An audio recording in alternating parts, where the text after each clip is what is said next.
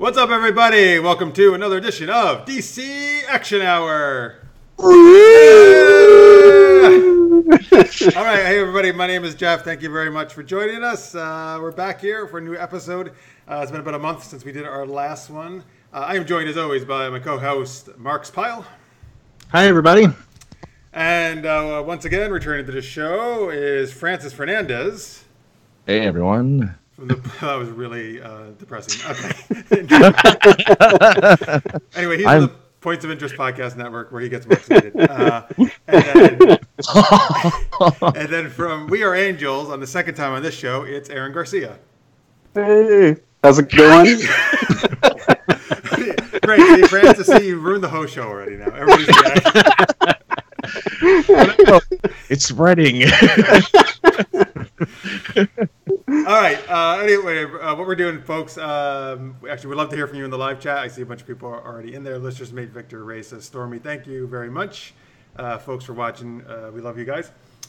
So we talk all the CW shows on, that are DC based. So that's Arrow, Supergirl, Flash, Legends of Tomorrow, and Black Lightning. So, like I said, it's been about a month since we did the show, so we got a bunch to catch up on. Well, actually, mostly Arrow. Most of the other shows didn't. Well, actually, no, you're right. The other shows did a lot too. Black Lightning and Legends, actually. Flash did a lot. Yeah, Flash only did 2, actually, in the last Oh, did they only do? Yeah. Okay. Huh. And then Supergirl, of course, just came back this week. So, but still, plenty of stuff to talk about. So we're going to kind of, we're going to go through each show one by one, kind of talk about all the episodes that have been airing since our last show. And we got a couple season finales to talk about as well for Legends of Black Lightning. We want to hear your thoughts, of course, so please put them in the chat. We'll share them online. We actually got some super exciting news as well. I'm excited about it, particularly one. Well, Mark and I are super excited about one item in particular. We'll get to that because we talk about it every show, and it's finally happening. And then also something about Spielberg. That's very interesting. All right. Anyway, we'd like to start with our super tweet question. Marks, what is that this week? If you had Harry Wells' thinking cap and became the smartest person on the planet, what would you do with your amazing intelligence? So, folks, we want to hear from you in the chat for sure. See your answers here. Let's see here. Let's see. I know Kerry Johnson, who often watches this, he already tweeted a little bit earlier. He says, I'd learn all the winning lottery numbers. Smart. Oh, interesting. Wow, yeah. Smart use of it. Very rich. We wouldn't have to worry about money anymore. Yeah.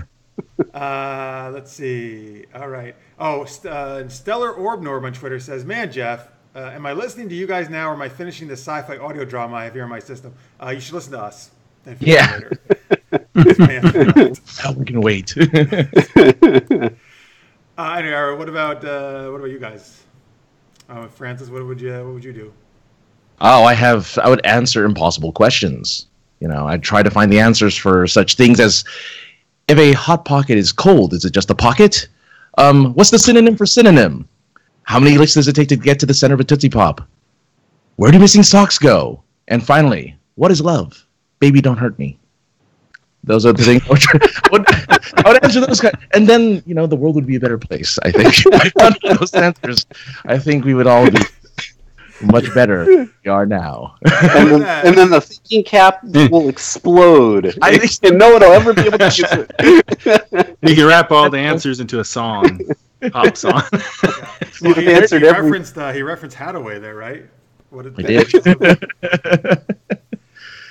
But yeah, so no, there's so many impossible questions out there that we don't know the answers to, aside from those silly ones. But there are a lot of real questions out there, like what is the meaning of the universe and things like that. I think I'd die. I think all the black matter would kill me for questions like that. So maybe not so much. I would create my own Enterprise-like ship with faster than light travel and explore the universe. That's smart. I like that. I want to go on that ship. In the chat, please, folks, tell us what you would do with the good old thinking cap there. Let's see. Victor says, I would work on a cure for rich people disease. Affluenza. Yeah, affluenza. That's right. I forgot about that. Lister's mate says, Francis, here's one of his questions for you that you can answer your thinking cap. Why do we drive on parkways and park on driveways? Right?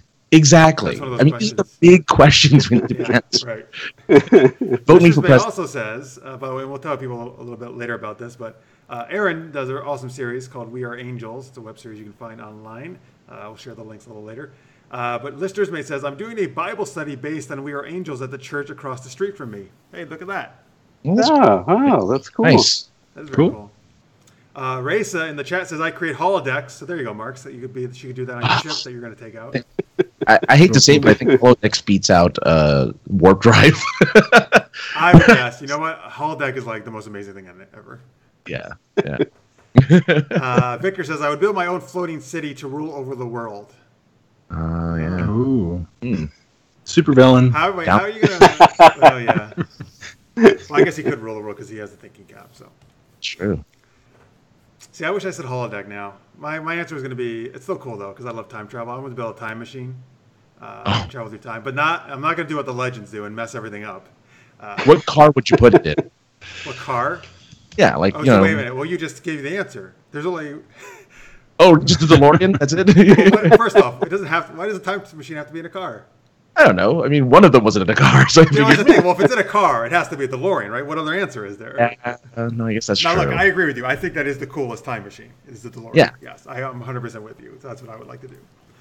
But you know, time machine. There's a lot of time machines come in a lot of different varieties. Yeah, phone booth. Phone booth, yeah. Yeah. Thanks, Bill and Ted. Hot tub. Hot tub Oh time. yeah.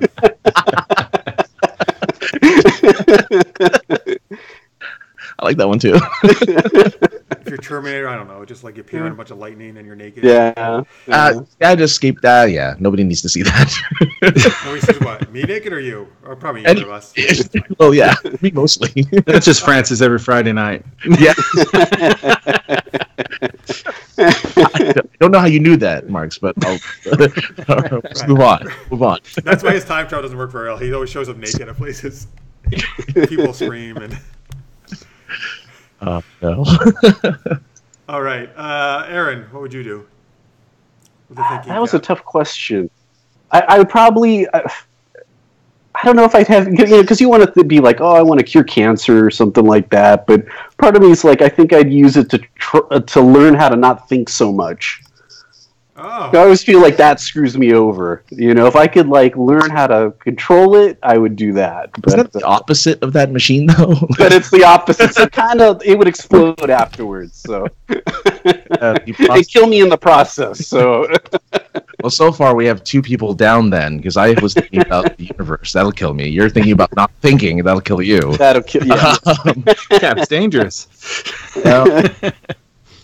Yeah, I think so. After that episode, I'm just saying. No.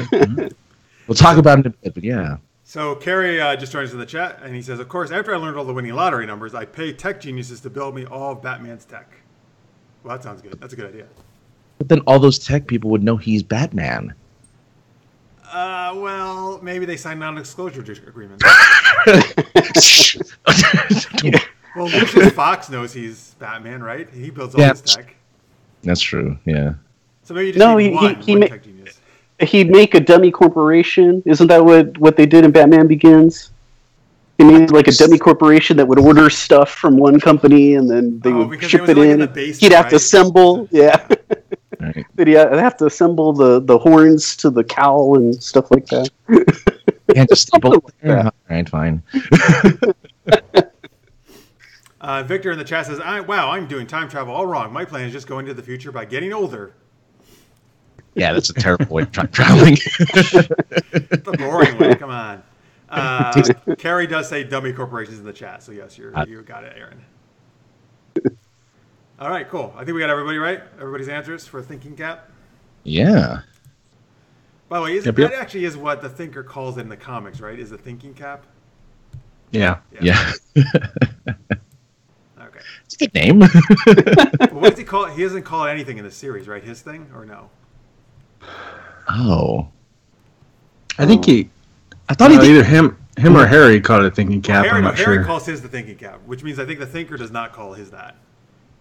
Right. Because he thinks Harry's like, an idiot compared to him. But he didn't have the cap for very long. He got enhanced after he put it on. Oh, that's Oh, that's true. You're right. That was back in when the accelerator rate exploded. All right, here we go. Let's now it's time to talk about the different series here, folks. Let's actually start with Supergirl. All right. Ooh. So yeah, they surprised them. They didn't know which one I was going to pick. All right, so there's actually only one episode because it's been on a hiatus since this past Monday. It came back, new episode, and this one is called "Shot Through the Heart." All right, I was going to sing it. Yeah. Because I just realized it's a Bon Jovi song. I don't know why I didn't think of that before. Which way? Well, I mean, all that karaoke in this episode. But they didn't do Bon Jovi. Yeah. Shit, I just realized that. What the Yeah, heck? that's right. That's right. Oh, Missed opportunity. Missed opportunity. I like when they did Wayward Son, the unofficial theme song of Supernatural on there. Natural, right? Oh, is it? Mm-hmm. Yep, So yep. anyway, folks, this is the 14th episode of season 3. Well, let's start with the karaoke. That's how it starts. I don't know. You know what? I like that it was supposed to be just a fun scene, but I don't know. Most of the performances, I guess, I didn't feel like they were as funny as they were designed to be. You know? Yeah, I agree with you. I think they were trying too hard not to be able to sing well because they all probably sing really, really good. Right? Yeah, A a lot of them do sing really well. Yeah, good. Well, they have to try like, okay, well, you can't sing well because it's supposed to be funny and you're drunk or whatever, and they couldn't do it. They couldn't pull it off. You know? well, Jean and his father, I guess, they were pretty bad, right? What? I thought her father was pretty good, right? But I think he was supposed to be not good. Well, I mean, for an old John was terrible. John spoke sing. He was all talking and singing. He wanted to make his father look good, you know. So Oh, come on, they're both aliens. You know, give them some slack. Yeah, you know, yeah, they don't know know. this music. They don't know human culture. You know, they're learning. You know. Oh, I don't know. That scene later on, I'm like, they know way too much about like what it's like to be human in that dinner scene. Well, Jean would, because he's been here for quite a while. That's true. Yeah. Yeah. His father not as much. The only thing is, like, something I really wanted them to do was the one Win did which was Aha's Take on Me, but then they cut out because his father died. But then they got to do it at the end. That was good. Because I love that song. Dude, that's a great song, man. I don't know what. This is a great song. No, I'm with you 100%. And that guy, oh my god, I just blanking on his name. What's the actor's name? Which one? Win. Oh, Jeremy Jordan. Thank you. He's from Broadway before he was in Supergirl. Oh, okay. Yeah. Yeah, it makes me want another musical episode. Hell yeah. Music Meister needs to return. Carrie says, I did enjoy Kara's pep talk fake out leading into the karaoke. Yeah, really made it seem like it was a big mission or something. Right. Victor says, I sing better after a few beers. The other folks disagree with me. They just need to drink more. And then Raisa says, I enjoyed the episode, but Martin's Alzheimer's supply is going to gut me. We'll talk about that for sure. That's going to be rough. Martians, not Martin. I'm sorry. Martin the Martian, yeah. Gotcha.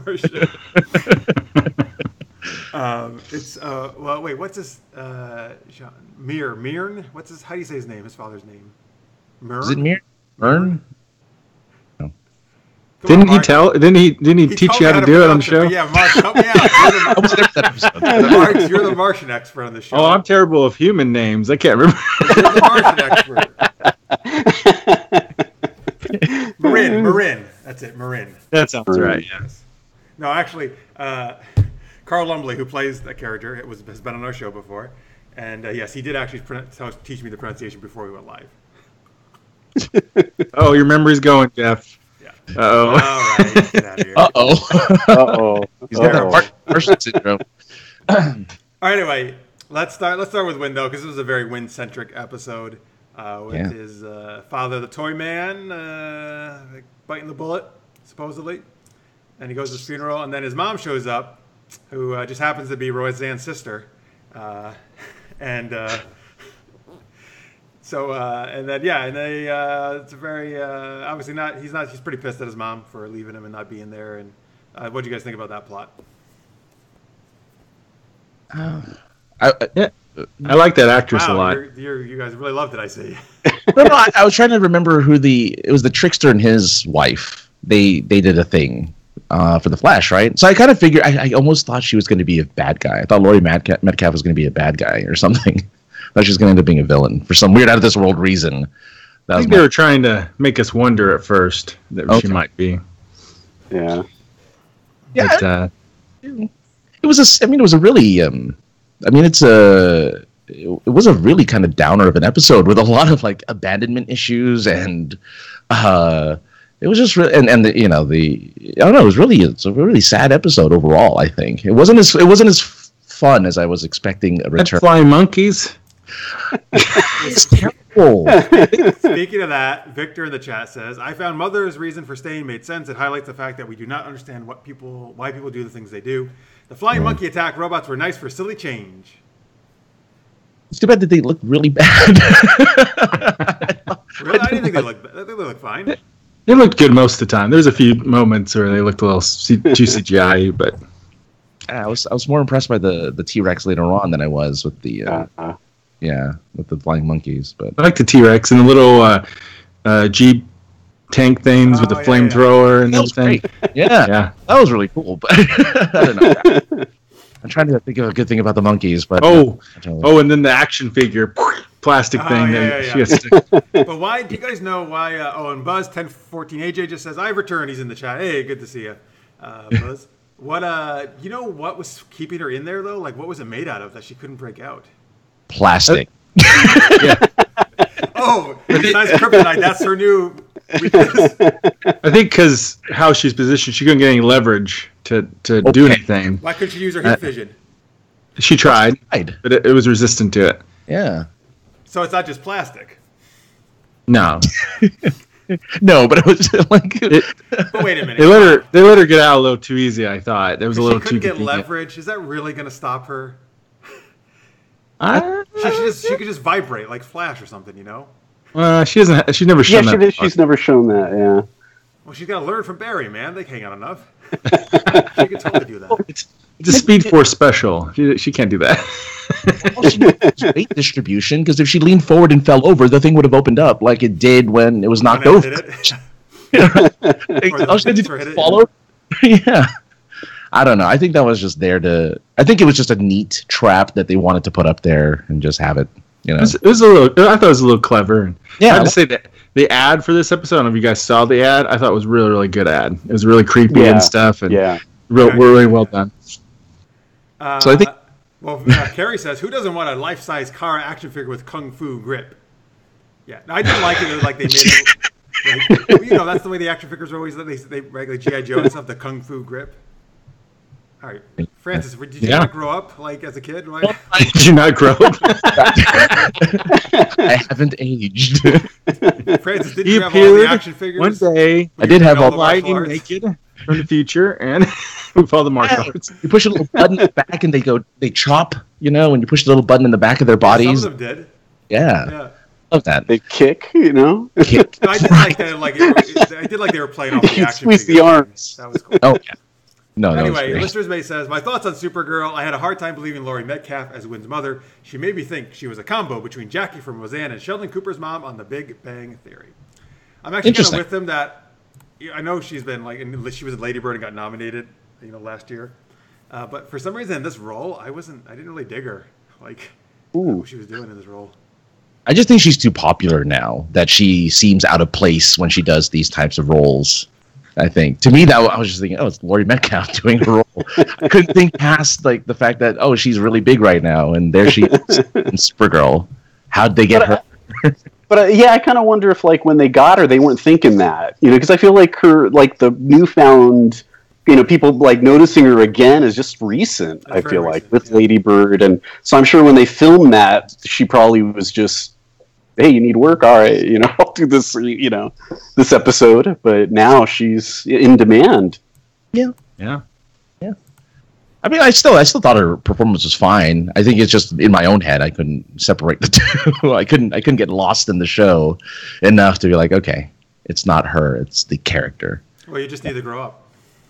I don't age. I can't help it. All right. Well, what do you? So I mean, by the way, do you guys is the Toyman like absolutely 100% dead? You think, or is it like a fake out? We didn't see a body, so Yeah, who knows? on screen. So he made his whole big deal about we did all this testing and the DNA and blah blah blah blah blah. You know, and Yeah, but he never said he actually looked at the body, did he? I mean, the Wynn coffin. said he's like 100% sure he's dead because somebody had asked him. Yeah. I don't know. We'll see. But I think there's been different Toymen over the years, haven't there? I feel like there was. Well, isn't this Ribbon now the new Toy Man?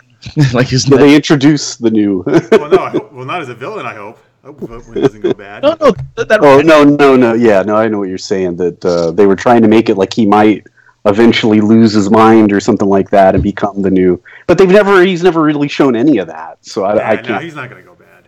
Yeah. Only on a parallel Earth, maybe. You know. Right. Yeah. See, There's been 3 Toymen over the years. Schott was the first. So they might do this to get some new versions. yeah, was Toy Man ever like a woman? Like they're kind of hinting here. She was kind of like the new Toy Man? Was that? The name doesn't really lean well to that. I'm Toy Man.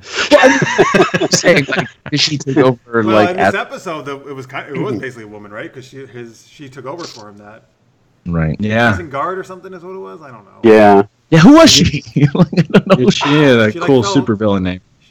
She was like a prison guard, and she kind of fell for him, right? When he was in prison, was the story. It was kind of like almost like a Harley Quinn Joker She situation. she was the mechanic at the prison. There you go. There you go. So instead of the psychiatrist like Harley Quinn, she was the mechanic. Okay. Man, Okay. see, all Yeah. these women fall for these terrible villains in the DC universe. It's kind of a thing, so yeah, it makes sense. So in the New 52, Toyman became Toy Master, so we could call her Toy Master. Okay, that works. That just sounds a little sexual, though. I don't know. Oh, what? Toy Mistress, I think, sounds Well, that's true. faster though. Well, master, mistress, same thing. Okay. Master's for a male and mistress for a woman, female. All right. We'll call her Toy Mistress then. It's just So they tell us I otherwise. would watch that's that okay. episode for sure. oh my god. All right, anyway, in the chat, We go. Carrie says, what in the world did Toyman have to do to get that jail maintenance woman to dig him so much that she took on his crusade? He made her fall in love with him. Because, I don't know. He toyed with her heart. I saw it coming. Oh boy. How does your wife put up with these puns, or don't you do them? She loves him. That's why she married me. There was a pun in the vow. That would be great, actually. That I would dig. All right, how about okay? Let's talk about Jean and Marin, his dad. That was another subplot there, where Alex. Actually, here, a quick aside.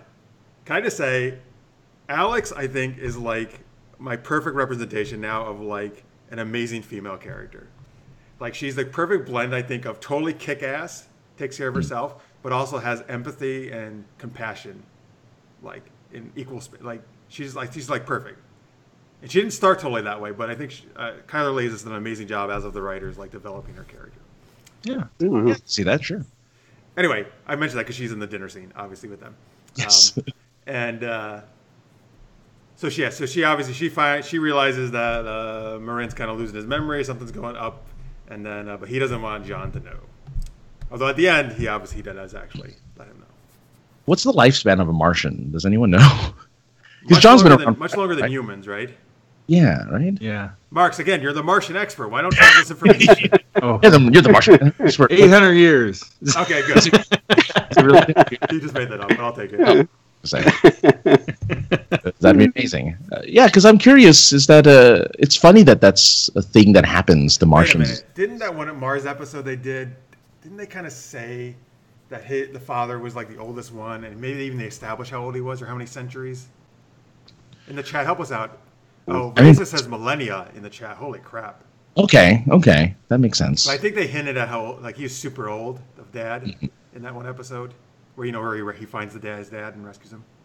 So if you're a shapeshifter, would you shapeshift to your own age? Like, would you Up shapeshift to 300 Earth years, 300 up to 300? Okay. according to the Injustice TV show. Yeah. Well, Raisa says millennia. You say that says only 300 years. That's a big difference. Yeah. We'll meet in the middle. Well, you're 800. There you go. Your 800 is the middle. All right. Would you shapeshift into? No, I would. I think I would shapeshift into a younger man. I would younger version. Yeah. Like, well, I want to be an old freaking decrepit. Not that Carl Lumbly is super old. I don't think he is at all. But He's never coming. He's never going to be on the show again now. Francis said that. I didn't say that. I think Carl Lumbly looks great. Yeah. No, yeah. And, I'm just saying, like, it's, I don't know. I just, it's interesting, the concept that Martians kind of get the same brain diseases as humans do. Mm-hmm. I was just kind of hoping it'd manifest differently because of the different Martian, physiology. It'd be like, oh, instead of losing your memory, you can't help but read people's minds or something. Like, it would have been fun to see it in a different kind of manifest itself.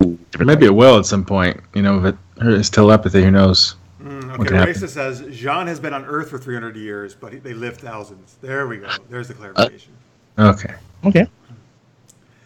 So also, there's a lot of chatting going on here about Jean and Marin.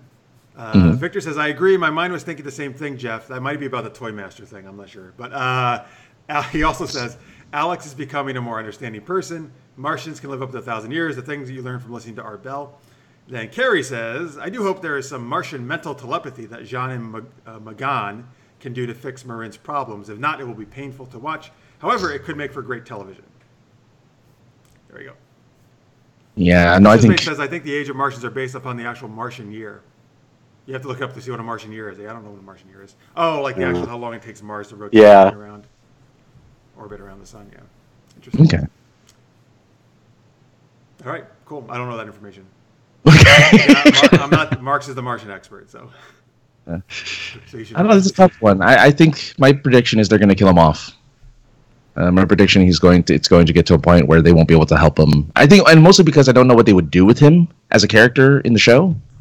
But he's great. I think he's awesome, and I just like their relationship. The dad. But go ahead, Aaron.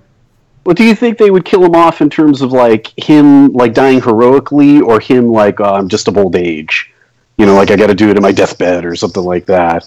No, I think he'll do it. I can see them doing a heroic thing just because it's a superhero show. Like you that's kind of how you have to go if you're a hero on the hero side. You have to do it. Ideally, yes. Yeah, ideally in the purpose of something greater. So yeah, I see him doing that for sure. Yeah. I like to stick around just because of this. I already knew he was, but in this episode in particular, I was like, God damn, Carl Lumbly's a good actor, man. Like he was awesome in this episode. Yeah, he is good. Yeah. So, but yeah, I don't know. I wish I could say something more positive, but I don't know. I love to have him stick around just because I love seeing him on the show, and I love him and Jean interacting. Yeah.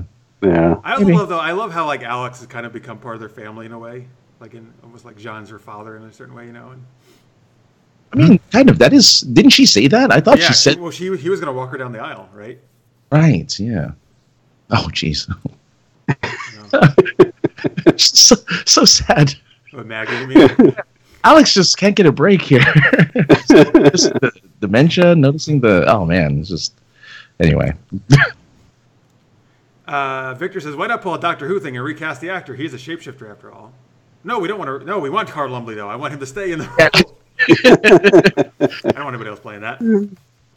Listener's Mate says, I just Googled the Martian year is 1.88 Earth years. Yes, that would make them biologically and mentally older because they have more than 365 days. Okay. All right, thanks for looking that up, Anthony. Yep. All right, how about, so also in this episode, I think Wynn and Jimmy's friendship got a nice little spotlight there. It wasn't a ton of stuff, but I don't know. It was just like Jimmy was really there for Wynn, and talking to him. I don't know. I just thought I think they've developed a good bond, those two, and their friendships, and you could really see Jimmy was gonna have his back. Yeah. Yeah. I think here comes Francis to shit all over it again. No, I think it's great. I think that's the biggest. I was gonna say I think that was the biggest reason why the Guardian storyline kind of existed, because it gave them both a way to bond better with the Guardian stuff. So Which I haven't done much with No, and lately. one time he only had a shield. He didn't even have the whole costume for some reason. Right. Yeah, I thought it was kind of weird that he leaped up in the air and punched one of those robot monkeys. It's like, what? Like, is his fist like superpowered now all of a sudden? I don't know. And why could only him and Kara be the only ones fighting it when they have all these awesome agents supposedly in the base? Yeah, But the rest of them are all they're cowering in terrible. fear. They're terrible at their jobs. Those were all the accountants. Right. By the way, one more thing that Carrie says about the dinner scene. I really love the dinner conversation about Jean choosing to be and then stay a black man and saying he'd rather change the world than change his skin color. That was a really good line, actually. Oh, yeah. Was. All right. How about Manel? Manel was pretty badass in this one, man, in that fight. Like, he was kicking bass. Yeah, the cape tricks. Yeah. That was really fun. I like that a lot. I feel like that was the first episode where I didn't see him get beat up. Like usually he'll like get one punch and then he's out. Like he'll get knocked out for the rest of the thing. This is one where he actually won finally. Yeah. He's flying now without the. Is that without the ring? Does he have the ring on? Or is he flying? Or is he just flying Sans ring now? But I got the ring on. I got that Is- done. You never take the ring off. Not the Legion ring. Except for when you have to dramatically take it from a pedestal to put it on your finger, like they did that one time. Oh, that's true. They were cleaning them. Right. Yeah. But yeah, no, Monel is great now. I just it looks like the whole they're doing, and now will they, won't they again with him and Kara though? It seems. Aaron shaking your head on this. It looks like I see, right? Well, I have like my wife and I. She watches Supergirl with me, and we kind of joke about it that they're, are they going to make it back again with Mon-El and Supergirl? And we can't get over the fact that Saturn Girl looks like a freaking Disney princess. She's like gorgeous, and you're kind of like, I mean, Supergirl's gorgeous, but you're like, but Saturn Girl. I get it. And so that part kind of makes you go, oh, they have like issues and it was arranged. You're like, come on. I mean, she looks like a Disney princess. I mean, I can't see him having that hard of a time with her. So that's my issue with it, where it's like, okay. Did he ever say what the real mission is? Yeah, I can't remember. In this episode, I think. yeah. Oh, that's right. To fight Pestilence, yeah.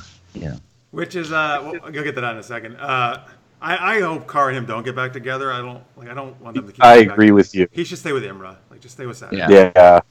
No. Yeah. Well, I don't think that's going to happen yet. I mean, because she thought he was like hitting on her, and he's like, no, I wasn't going to talk to you about her and stuff. And so, No, they keep hinting at it though. They keep. See, They I knew he wasn't going to talk about that though. Like, I don't know. That just in her mind, she thought that's what was going to happen. Yeah. I don't know. But they're definitely hinting at it. Yeah, I think. Yeah, the show is. Well, they always do that. she'll die horribly or get trapped in the future, and then I'll rekindle the Oh no. Who? Imra? Imra's gonna Saturn die. Girl, yeah, she'll get stuck in the future or die or something. No, I and hope it's like, not. well, I thought she's great. No, they'll have it. They'll do the ultimate cop out where she realizes, oh, you guys deserve to be together, and I'm just. No. That's the worst. I don't think that's going to happen. I would take the other stuff if Aaron, they I'm make putting money. it off of it. She'll get stuck in the future, and he'll be like, hey, different time zone. It's good. Long distance relationships don't work, time distance. I'll see you in 1,000 years. So what about the whole secret that was that they came back to fight Pestilence? Like at the last episode they did before the hiatus, that was kind of a cliffhanger where Saturn Girl was like, oh, we haven't told you the truth. Boom. Okay, we don't know what it is. And I don't know. It felt like just kind of like it wasn't a big deal at all. Like I thought it was gonna be like some huge reveal, and it was like we're here to fight Pestilence. Okay, why is that a big reveal? Like yeah, they're the enemies. We know that. Like they're the big bads this season. Because she became that Scourge or whatever she was, whatever it's called, that Blight. kills planets. Or Blight. I don't remember. No, wait, That's the big threat in our future. Who's who. We have Rain, and then who have we been introduced to beside the other world killer so far? Yeah, that one with the voice. I can't remember her name. The one with the. Is Pestilence the one we haven't seen? Yeah, we haven't seen her yet. I think we will next episode. I think she's the cause of the stuff Okay, happens. you said she becomes Scorch? Yeah, it said she evolves into So Scorch is worse than Pestilence, apparently. or Blight or whatever Blight. the name is. Yeah. That's right. Blight is worse than Pestilence. Okay, I got it. Technically, Blight is worse than Yeah, no, it Pestilence. is. You're right. Blight's really bad. Yeah. But then that changed the future. Isn't that going to like the Legends tomorrow going to pop in? Like, nope, can't do that. Please no. I hope not. What an activism you can't fight. No, because their season's over with, so they're done. Carrie says in the chat, is it going to turn out that Ruby is the third world killer? I hope not, because I love Ruby. No, They already showed the third one. They already pointed her out. Remember, they did they show the pictures of all of them? Yeah, her head was turned or something. But they showed it. We know it's not Ruby. Then you're saying, right? Yeah, we know it's not. no. It should be Ruby. She was never part of the plan. No, Ruby should be a hero. And Alex She's not part of the plan. She's not part of the plan. That's Rain's weakness. That's why he always snaps her out of being Rain. So I was gonna say Ruby is hasn't been around for a while, so I'm curious. What's she doing? She has no mother. Alex has been right. She has to hang out with He's Alex. taking care of him. Who is she? Well, no. Alex is out karaokeing and partying with the Martians. Where's a babysitter? Well, Lena probably set her up. Lena put her on like a luther cord. Ruby's hanging out with Wild Dog's kid, Renee's kid. Well, they could probably bond because they both have absent parents. Yeah. Yeah. It's going to be a spin-off show. Them and William, they're all going to team up and make their own team. The Chuck E. Cheese. I would have watched that, actually. Lena's probably has her in Elcor somewhere. Somebody taking care of her. By the way, Racist says in the chat, Pestilence she's been cast already, so it's not going to be Ruby. This just said, though, I wonder who's taking care of Ruby. So, yeah, there you go. Carrie says Snapper Carr is taking care of Ruby. That would be great. I miss Snapper. Yeah, I do. It's good. Okay. Anyway, so since I just brought up Lena. So at the end of the episode, we see, Lena has Sam, aka Rain, somewhere, some secret lab, she has, and she's doing all these tests on her. So I don't know. What do you think is going to wind up happening with that? You think Lena's going to actually be able to help her at all, or no? Nope, that's it. I don't know. It looks evil, doesn't it? That whole setup. Doesn't look evil. It looks evil to me for some reason. Because you hate Luthors. Yeah. Lena is really trying to help her. I think the 100% she's actually trying to help her. Yeah. Do you think she might be nefarious things, Francis? No. It just looks evil to me. I don't know. I doubt she has anything nefarious because they never really pointed out, or they haven't hinted that Lena has any type of evil bone in her body. She seems really nice. Well, she has some evil. I mean, she almost shot that guy, or what's his face. Yeah, but she's got some dark tendencies. Yeah, but I don't consider that evil. It's just yeah. She has, and I keep on wondering, did they bring her in to set her up to be maybe the friend, kind of like how Lex Luthor was with Superman, being the friend, and then they. But I'm like, she doesn't show those signs, and I'm kind of like, what would get her so ticked off that would turn her evil? Because I can't imagine her finding out that Kara was Supergirl would tick her off enough to make her evil. Betrayed enough to make her want to kill her. Francis, what is it? I can see it on your face. Well, I was going to say, how long did it take for Lex to turn on Smallville? No, see, yeah, that's what I love about that show. They slowly did that over many seasons, actually. That's what I'm saying. If it's like Smallville, it might not be for a while.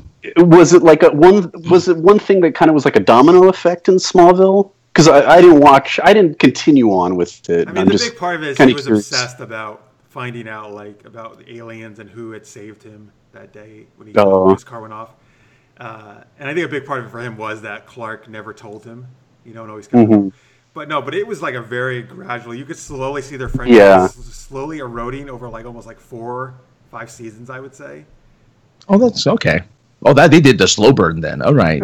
Yeah, and I can see that. I can see them doing. I think it was awesome though. That's because the friendship was great. You guys oh god, I can see it so slowly happening.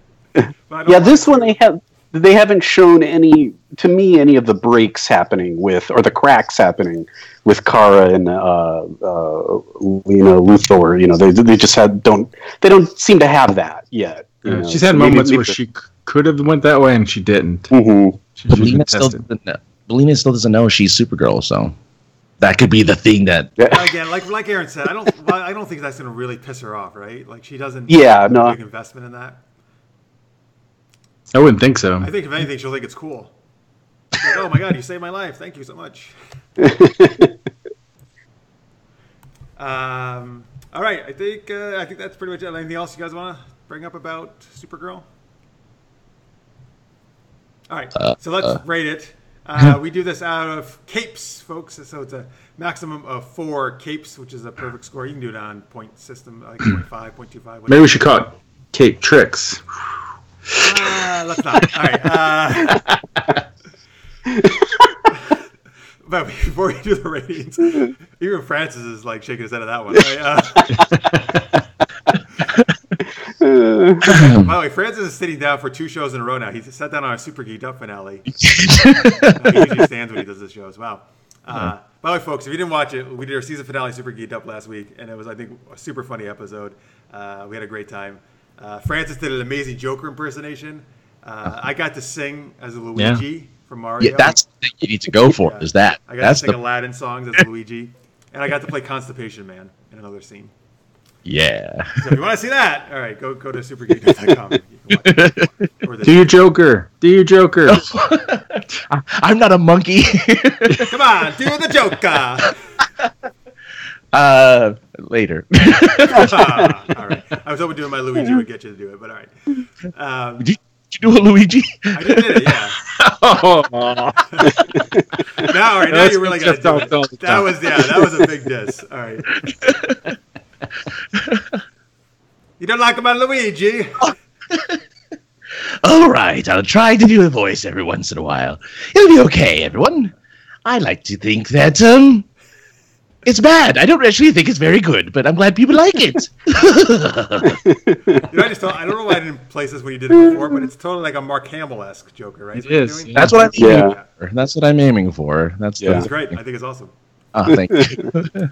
All right. Victor said, by the way, on Smallville, Lex would do the right thing, but people still hated him and blame any bad thing that happened on him. Lex was made evil by good people on the show. Interesting. All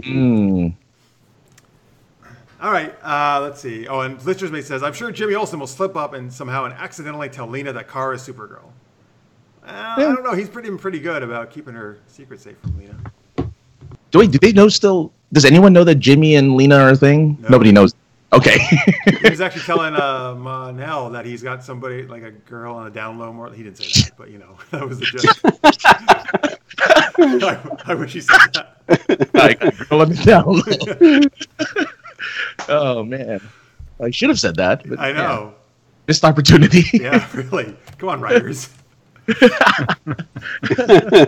Anyway, in the chat, Raisa gives it 3 capes. Carrie says 3.25 capes. Jeremy Jordan was really strong in this episode. Victor says, hey, is that Mark Hamill? Where? He also says, Lena's smart. She has it all figured out. Yeah, I would be surprised. All right, so what do you, Marks, what do you give it this episode? I give it 3.25. Cool. Aaron? Yeah, I give it the same, 3.25. I like the episode. All right. I liked it too. I think I'll give it a straight 3, though. 3 capes. Yeah. 3 here. 3 for sure, yeah. All right. Liked a lot, yeah. All right, there we go. Cool. All right, we all liked it. Yeah, good return. All right. Let's move on to Black Lightning. Oh, Black Lightning. Oh, I don't know how much I can say about Black Lightning other than it was a really well-paced 13-episode season, and the finale was a little rushed, but I think they got everything they needed to get done. So right now we have the ASA, which is a separate government organization that was meant to there's implication that there's not, they should have say they want to control people, and they were using a drug to do so. What ended up happening is this drug inadvertently turns people into metahumans, and a lot of these metahumans unfortunately died, except for in the case of Jeff, who is the me or Jeff. You, Jeff. I wish I was a metahuman. One of, yeah, right. Black Lightning was one of the people who actually survived becoming a metahuman and was even able to pass it on to his children. Now, Gambi, who was the person who kind of took care of him, he's the one that realized, okay, well, we need to save these kids of Freeland. We need to save Freeland in general. So really, the final episode, it all led up. Weirdly enough, they tried to make Tobias Whale seem like he was the big bad guy, but in all reality, it was this guy named Proctor who was running the ASA, or I guess a subsection of the ASA, and he ended up being. Can you say this sounds like a medical organization to me? ASA, yeah, I don't know. I don't remember what it was. Never said what it stands for. It's ASA. That's what it is. So yeah, Marks, you want to fill it? Since you saw the whole thing, fill in some of the gaps that I missed. Well, I mean, what did you guys think about? Like any standout episodes in particular, or what did you think? Yeah, it was good. I liked their use of music was really good. Oh, it was great. Yeah. I liked some of the fight scenes were very well coordinated, especially when you had Black Lightning and Thunder fighting together. They used their powers really well together. Like on the level of like, the only thing I could think of that hits the same level was whenever Diggle Green Arrow and Black Canary teamed up and she pushed him across. You're going. Oh, are you talking about like current Black Canary or the old school Black Canary? Like choreography from 3 seasons ago? No. This season, whenever Diggle was with Green Arrow and he jumped off and got pushed off by Black Canary, I thought that was yeah. So that. With Black Lightning and Thunder, and Black Lightning using Thunder as a shield, protecting from bullets and like shooting and blasting around and stuff, and I thought that was really great coordination of powers that we don't usually see. Usually they're all just like off on their own little fights and stuff.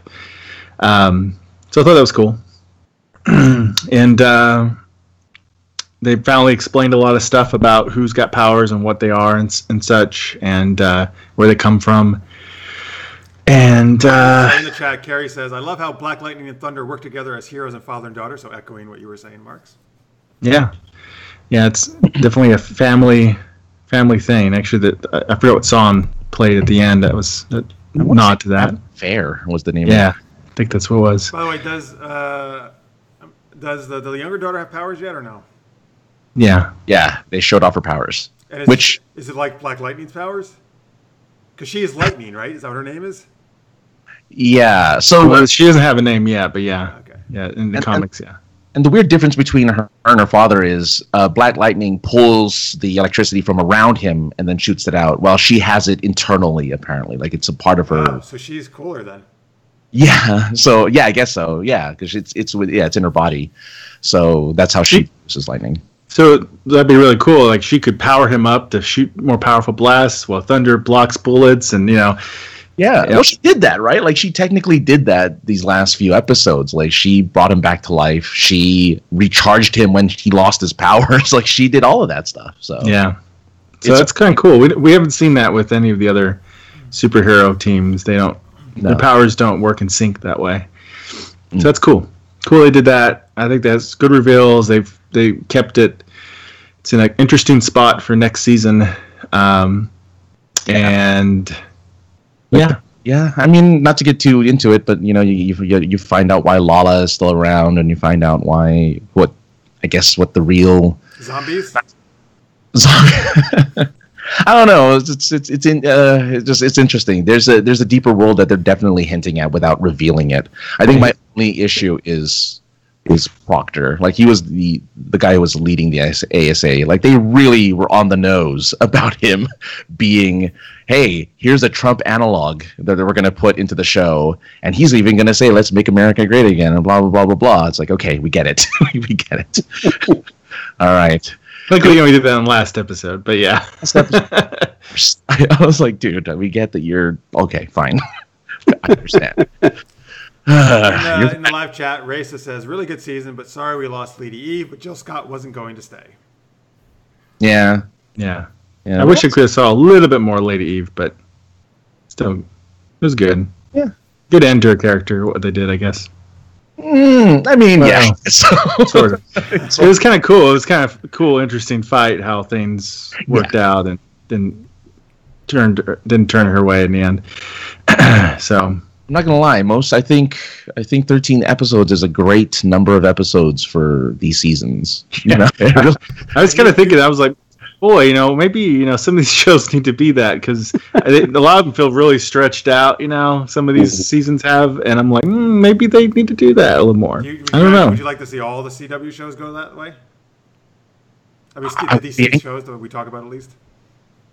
I wouldn't be angry if they did that. I'd be happy actually, because that just means you can fit in. I know, because there's a lot of good TV out. And I kind of wonder if they did that, like, God, could they make more shows? Yeah, they could do double the shows. Yeah. Yeah. Do two, because they could fit one would run half the year, and the other one would run the other half the year. Mm-hmm. Yeah, that's what I was thinking. It'd be kind of cool if they did that. Legends was... How many episodes was Legends? It was 18 this season. 18? Okay.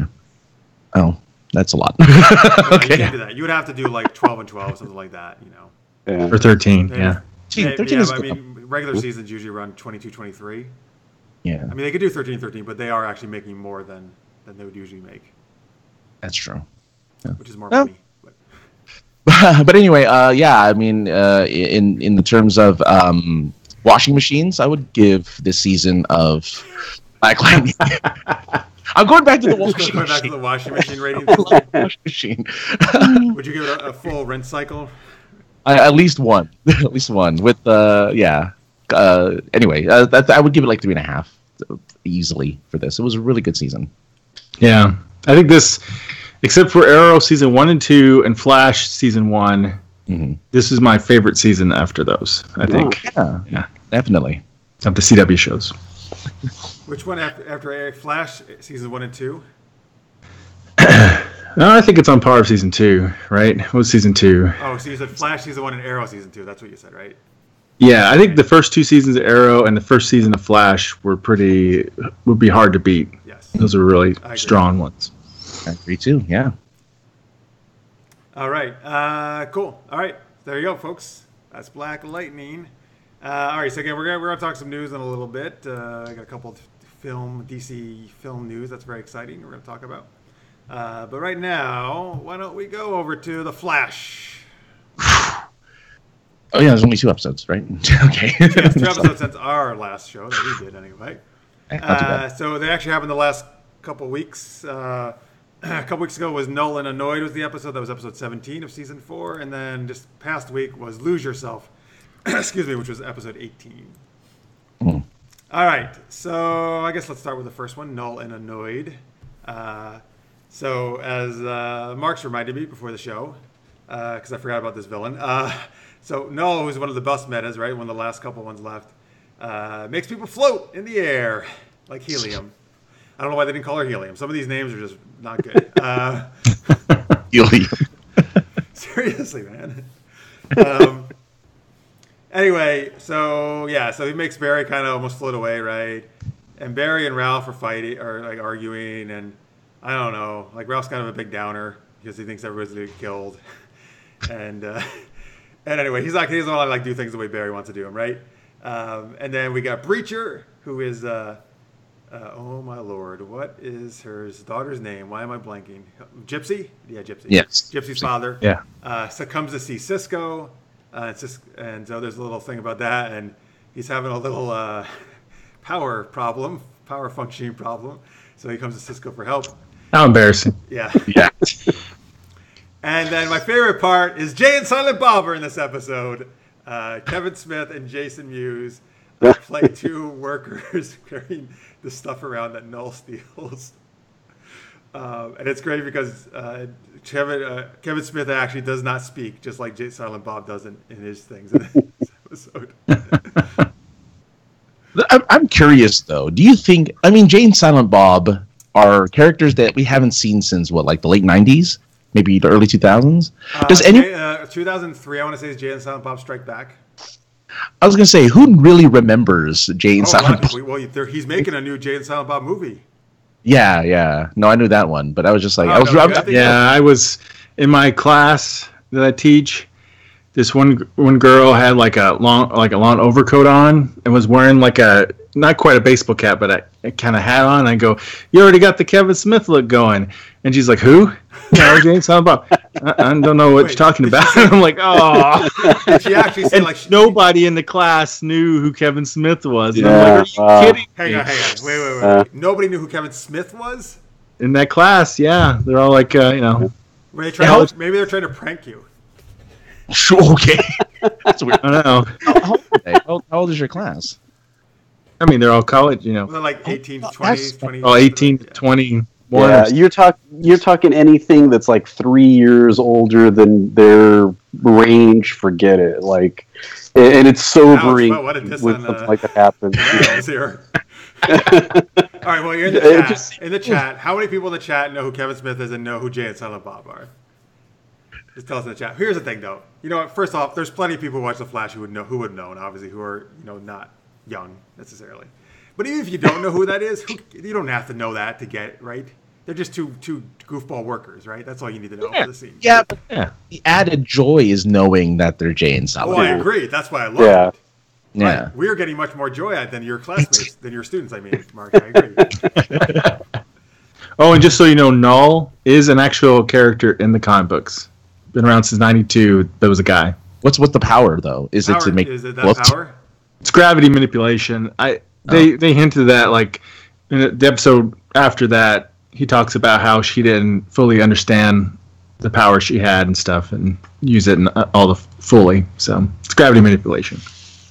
Well, that sounds a lot better. Gravity manipulation than floating or like. Than helium power. Yeah, helium power. Stormy says, I know very little about Kevin Smith. Well, that's okay. But I'll give you a recommendation. If you do want to watch any Kevin Smith movie, I highly recommend Chasing Amy. I think it's the best one he did. Yep. All right, good. But his movies are super funny. Yeah. And folks, he actually, for the last few years, he has directed Flash and Supergirl episodes. He directs usually a couple or a few each year. He had one of the ones, actually, maybe the Supergirl one. I don't know. One of the ones we're talking about today, actually, I think he directed. I remember seeing his name. Oh, did he? Yeah. He did. I want to say he did the last. Didn't he do last week's right when you guys right when we did this last? I think he did that Flash episode. I want to say. Okay.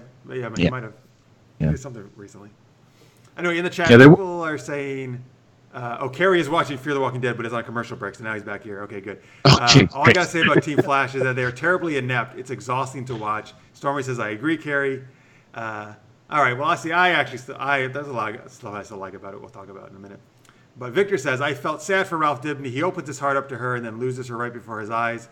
Meaning, country western singer girl, whose name I'm forgetting at the moment. So the Fiddler girl, yeah. Fiddler, yeah. My bet is that Ralph will come close to killing the Thinker. Oh, well. Wait. We're going to talk about that. Actually, we're going to get to that episode in a second, yeah. But let's stick with Null in this episode first. All right, anyway. Oh, and Lister's says, I feel the same thing about Kevin Smith when people don't know who Ron Howard is. I facepalm every time I make a Mayberry reference and no one gets it. Well, I don't know. I mean, Ron Howard's a pretty damn successful director.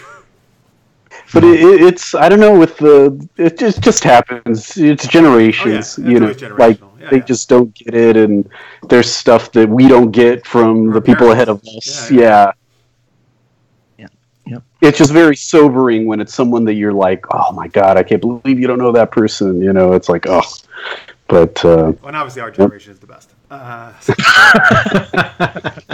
Yes. Come on, man. We're Generation X, though. It's like the coolest name, I think, of all the generations. We're extreme X-Men. That was the name of an X-Men comic, actually. Yeah. Generation X. Anyway. All right. So, well, I mean, I don't know. What do you guys think about this episode? I mean, outside the Jay and Silent Bob, which is just fun stuff, but... This was when Dibny was doing all of the pranks, right? He did the whoopee cushion on, was he? Oh, yeah. This is the prank episode. Right. He's wasn't being serious enough, right? That's what Barry's problem was. He wasn't being serious. Mm-hmm. Yeah, that's how he dealt with the stress. And then he learned that, Barry was like, sometimes we don't have to be serious, right? That's how we get the job done. That was a lesson he learned, I guess. Right. Yeah, so it was forgettable to me. I mean, it was fine. It felt like a filler episode. Yeah, this episode was the best. Yeah. What about the Breacher and Cisco stuff? Well, look, anything with... Dan Trejo? Dan Trejo. I mean... Machete. He's Machete. I am Machete. I think it's great. Anything he's in, I'm a fan of, so... More power to him. But, I thought... it's funny that he can still make breaches, but he can't shoot vibes out of his fists or something, but he can still breach between Earths. thought That's the first thing to go. I thought they were one and the same. Or, I guess. Or is he just using like the technology to do it? The gates, like the breach gates area. I don't know. I don't know. No, they said it was the first thing to go with age. I don't know how they know. Okay. How embarrassing. You think Cisco will leave? We tempt him to leave? He gives him the option to like run his business with Gypsy, right? And spend a lot of time with Gypsy. That's tough. I don't think so, because I think Cisco's a huge part of the show, and I don't think there's any way they're going to get rid of him. I want to see the vampire lord guy invade Earth. That was actually awesome. I love that guy. See that guy. See, they can do that funny stuff because they're like, oh, this is just like a one-off, right? We'll never see this again, so we'll just do something goofy. Yeah. All right, well, let's move on to... All right, since I guess we're not so thrilled about this episode, let's move on to Lose Yourself, which I actually really did like this episode a lot. So this is... well, they find the last busman, right? This is the last one, Edwin Gauss. The Folding Man. Is that what they call them? Come on, these names I think so. Downhill real fast. Well, the commune people called them the Folding Man. Oh, that's right. That's not a Cisco name, yeah. Yeah, that's not a Cisco name. So anyway, sounds like a 70s villain or hero or whatever. He's a hippie, and but he can like do his own little pocket dimension, right? Things. So, and then Ralph, Ralph's all about, we got to kill the thinker. We got to do what's necessary, Barry. And Barry's, obviously like, no, there's always a better way, Ralph. Blah blah blah blah. And then Harry's using the thinking cap, like he's addicted to it, right? And then Joe's worried about that. And then of course Cisco's, his awesome enterprise gets ruined by Harry. That's terrible. Anyway, so I thought this was actually a really awesome, pretty intense episode. I mean, it almost seemed like it was like the climactic thing for a moment, right? They actually go there, but then the thinker obviously outthunk them, and he came to their base. But then it seems like Ralph actually captures him. I kind of wonder if there. I mean, I know how it ends or whatever in that episode, but I kind of wonder if there's something that we're going to find out later that maybe Ralph did something else that we're not, is hiding his ace up the sleeve, even though we think it's. Oh, do you think maybe it's actually not? The thinker didn't really take him over. Yeah. Oh, I don't know. Be some kind of like a double agent almost or something. I keep wondering why would he do that when he did have him? And I understand it's like, I want to be the better Ralph that they but I kind of feel like there was something else. There was something weird about the edits that make me think that. But I don't know. I didn't really get is what was the deal with the handcuffs? He said something about the wrong color. Did Ralph not put them on correctly? Yeah. What was? No, it's he used his technological power. It turns green. Right. So he said you should check the light before you put it on. So he had taken it over before he put the handcuffs on and nullified his power. He uses tech power to disable them, basically. Yeah. Yep. He didn't realize that. So he was just pretending that he was captured. Okay. Yeah. Because I was like, wait a minute, how the hell did he capture him so easily? And that's the end already? I was like, oh nope. All right. And just so you know, the Folded Man is an actual Flash villain. The who? The Folding Man? The Folded Man, yeah. And that's what they call him in there. From, I think, 99 or something originally. I mean, it's not a great name. But you know what? Every time I notice that they if it's not a good name, they have someone other than Cisco make it up. If it's a bad superhero name, it's always someone else. But wait, what was it? This episode? No, it was the last episode, right? Where the mechanic finally realized she's being manipulated, right? Oh yeah, I forgot all about that. You're right. Except she's found out many times, apparently. And then he keeps just drugging her. Yeah, with the tears of that one dude. That was actually a good part of that episode. I really liked that actually, with her finding out and trying to remind herself. And yeah, that was the best part, probably. Yeah.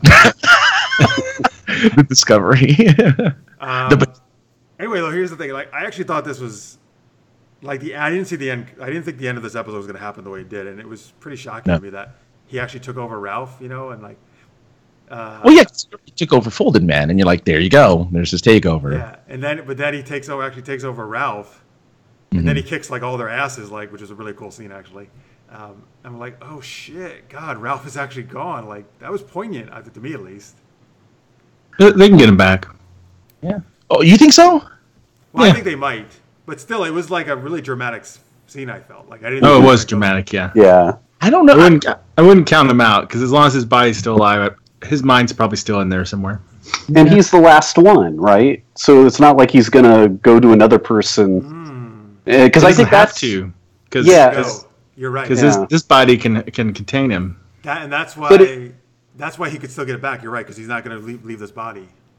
But all the other people that he did that to, they're gone, right? They're dead. Or no, I don't know. Comas, maybe? Yeah, they never said they're dead. They've never said anything about that. There's some really weird cuts in it because I'm pretty sure there's a bunch of them laying on the ground whenever Ralph believes he's caught him. Like I don't know why they're there.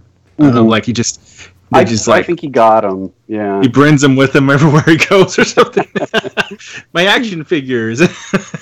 But it makes me wonder if maybe they're not really dead. Maybe they could save a lot of them, which I almost kind of wish they would because there's a lot of characters that they're just going to throw down. Some really good characters too. Yeah, there's some really good ones in there in that mix. Yeah, I don't know. Well, I guess we'll find out. But I mean, I do like that it gives an opportunity to bring the old Thinker back. As a result, you know, it's nice to see him. Yeah, but hey, look, he did a younger version of himself. Oh, maybe. I guess so. Was he? I think he looks younger than the. Yeah, he's got more hair. Yeah, that's for sure. Yeah, he did a younger version of himself. Too, He's more. Well, he's walking. Yeah. I mean, plus that too. Yeah, he's actually moving around. But yeah, that was really dramatic. I really enjoyed that. And then. So my question is, because we did lose Killer Frost too, technically, right? Yeah, Stormy, the chat just says, I'm bummed that Killer Frost is seemingly gone. I don't think she's actually permanently gone. Yeah, that was absorbed, the dude that can absorb powers, right? And then he can put it somewhere else? Yeah. Wait, does that mean does that mean the Thinker now has ice powers? Is that... I don't know. Powers? That'd be weird. I don't know if I like that. I was hoping that he'd be like, I got a gift for you, wife, and give her, turn her into a Killer Frost type character. That'd been kind of cool. That'd have been cool. Oh, you're right. Yeah, that'd have been really good. I'm not too Stormy, though. I don't know if Caitlin is Killer Frost. And I also like that they were leaving notes to each other, Caitlin and Killer Frost. Yeah, that was weird. Let's establish. Awesome. That makes total sense, I think, that they would do that. So I want to see Killer Frost back. Yeah. But, I think she can come back. His wife, Marlize, is that the wife's name I want to say, maybe? Anyway, whatever her name is. She's good with a sword. Yeah, dude, who knows? I didn't know she could fight that well. Right? She was badass. She's a League of Assassins. Not quite that level, but she's... I don't know. She's up there, though, man. She's good. Mm-hmm. Yeah. And then Iris... first I was thinking, oh, my God, Iris, you're still getting your ass kicked. This is ridiculous. But actually, she had a really dramatic moment, too, where she pulled the sword through her chest to, take her out. Yeah. Remind me a little bit of Arrow whenever he did that trick on... to take out Merlin. Or Merlin? Oh, yeah. Stabbed through himself to stab Merlin. Yeah, first season or something, right? Yeah. She's scrappy. Mm-hmm. She is. Yes, she's got exploding earrings. Oh, yeah. Why would you wear that so close to your head? I mean, what if you shook your head wrong and... that is very dangerous. You're right. Yeah, man. But that was a cool trick, I'll admit. In the chat, Stormy says, yes, her name is Marlize. Thank you, Stormy. Appreciate the confirmation there. So, yeah, I don't know. I think everything about this episode was really, it was very, a lot of stuff going on, a lot of twists and turns. I think it was very action-packed and dramatic. I like the guy who played Erwin Gauss. That was fun to see, a hippie kind of guy, Yeah. Yeah, that was cool. That was fun. Nothing ever happened, though, with Harry and his head getting exploded. Well, yeah, so let's talk about that, right? So he started using the dark matter in the, when the Thinker got there. And then at the end, when they're treating the Caitlin, it seems like he's not really with it, right? So it seems like it's definitely damaged his brain now, right? It could be. I think there's some side effect. He couldn't really remember stuff, or he didn't really know what was going on. It seemed like it just goes get with it, Harry, Mm-hmm. Yeah. He's too busy thinking. That's why he's got to stop. He's got to learn how to quit thinking. He's too busy thinking. He's in his head. He's right, Aaron. Sorry, what else are you going to say, Aaron? I have a question about Wells in general, because the episode before that, I just want to make sure I kind of got lost about it. was where he went into what was it, the Reverse Flash's lair, as far as that he found out. So some people were kind of thinking, oh, is he him again? And then this episode, he went in, was it the fact that he was he was just getting so maybe smart that he knew about the lair and about maybe the dark matter, how to access it. And then that's what he did in this episode. But it kind of threw me off in terms of like, is this Wells? Or is this, like I got confused out of this episode. Because they were Addict Wells. They kind of were hinting like, oh, is he evil? But it ended up really just him using Gideon's abilities to power the thinking cap. So that's what Which then the Thinker siphoned off the dark matter for his evil plot. Mm-hmm. Okay. Which I assume it's going to either be like he ascend to some even greater power, or he gives powers to everybody or something. I don't know. Yeah, because we still don't know what he's doing. Yeah, we don't know exactly. We don't know what his plan is. I think that's the one thing for me this season that's kind of bothered me with it, is I don't know what he's doing, what his end game is. Mm-hmm. So, and it's all over the place at times. So at times I don't know where, like, oh, Flash's got to stop him.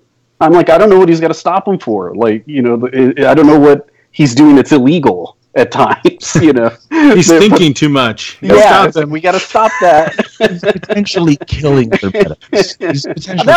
Now at least he's doing that. But before, I was like, I don't know what his end game is. I don't know where he's headed, so I don't know how big of a threat is he, It was just that dude from the future that told him, oh yeah, remember the name, remember DeVoe. And it's like, oh, he's a bad guy. He must be, because that one dude from the future told me he is.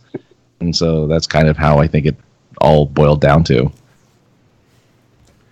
In the chat, Stormy says, Wells' storylines typically confuse me. I actually like this Thinking Cap, though, one with him. It's cool. I think it's cool. I like how he's been coming up with all this like brilliant stuff. Although in the beginning of the episode, like, he came up with all these amazing things and told them all this great stuff, and they're all kind of just looking at him like, okay, great. Like, I don't know. I don't understand like why they're not saying like, oh, awesome job, Harry, great. I mean, I guess because maybe they're all concerned about like what he's doing. Yeah, they're just worried about what's might do to him. But didn't do good things to DeVoe. Mm-hmm. Yeah. I don't know. All right. But he was excited about it, at least. Harry was congratulating himself, so that was good. Yeah, that's good. He always congratulates himself. He's good awesome, job, though. I love Harry, man. No, I do.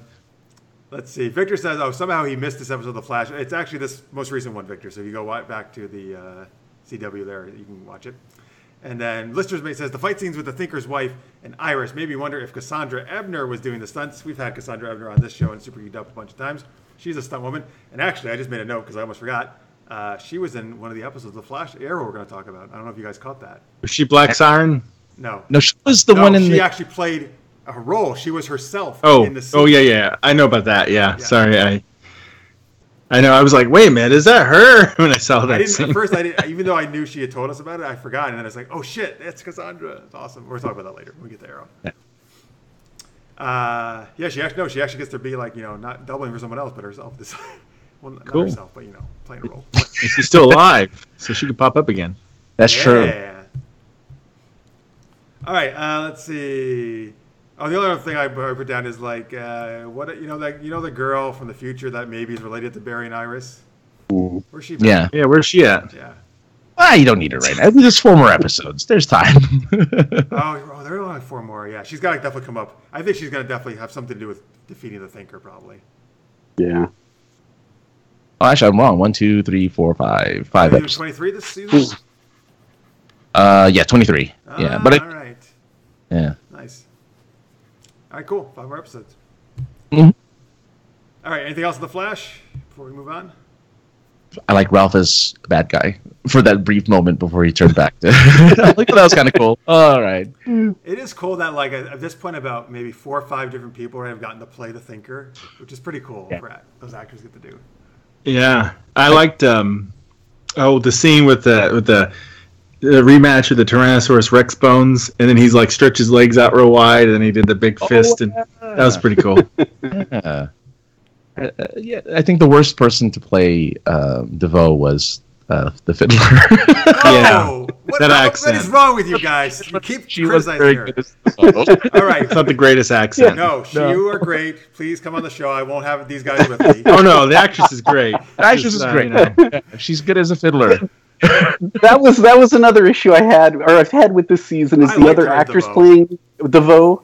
Yeah. Is because, like, I mean, they got cast for the part they were playing, and DeVoe is such a heavy... And the other guy who plays DeVoe is great, as far as... But then when you see the others play him, knowing what the other actor does, I always felt like, they're not as good as him. Yeah, and so I'm kind of glad that he's back. Yeah, the first actor who became him, the first body he took over, I thought he did a good job changing his mannerisms and stuff. Mm-hmm. I didn't think the other ones did as good of a job, which is partly because they didn't get cast for that, they weren't prepared for it and stuff. So I think you're all good. You can all work with me.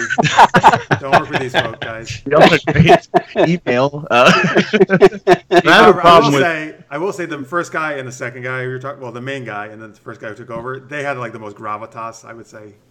In the role, they were somewhat, and I admit, I think Ralph would have done a great job if he had more time. Well, I was impressed with the little time, Yeah.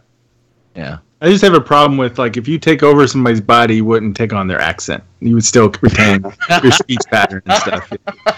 That's not a biological thing that just goes with you. It's like... No, it's her body. It's like, I'm born in Texas, so I talk like this. Accents are learned. They're not genetic. Yeah, they're genetic. So she technically should have been a little more, a little more sophisticated. Well, don't blame her. That's the freaking. The director should have. That's not her real accent, obviously. Right. Yeah, that was a bad call. Whoever was directing that episode. Director, and I don't give actors shit for that stuff, man. Like, the director's got to take responsibility. She kept the accent just in case we'd forget that she was the fiddler. It's like, you need to keep the accent so we remember that you used to stay with that's it. I'm going to cast her in my next series, and fuck all you guys.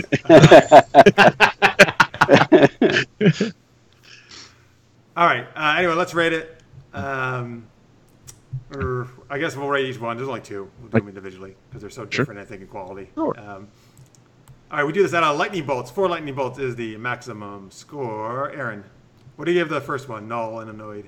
I think it's like an average episode, probably 2.5. All right, and then what about Lose Yourself? And then the last, I enjoyed that one more. I'd give it 3.5. Mm-hmm. All right, Francis. I mirror those sentiments, 2.5 and 3.5 for sure. Yep. Cool. Me too. I think that's right. Yep. Well, fine. Maybe I'll be different. Let's see. I'm going to go 2.75 and 3.75 there. Just for the accent. Boom. Oh, maybe I should put it to a 4 then. I know. 4. No, but actually, I would definitely get the last one, 3.75. I really like this one a lot. Yeah, it was a good one. Racer gives it 2.5 and 3.0. Victor says, yep, 2.5 for the first one. Oh, he hasn't seen the other one. That's right. Okay, cool. All right, thanks, guys, for the ratings. And Racer says she's leaving. All right, well, thank you for sticking with us as long as you did. Appreciate it. Always good to see you, Racer. All right, guys, so we got 2 more shows to do, Arrow and Legends, and then, actually some news as well. How about, why don't you, actually, because I gotta go take a piss. Why don't you guys go, why don't you guys talk about Legends, so I can go do that? Okay. All right, Legends.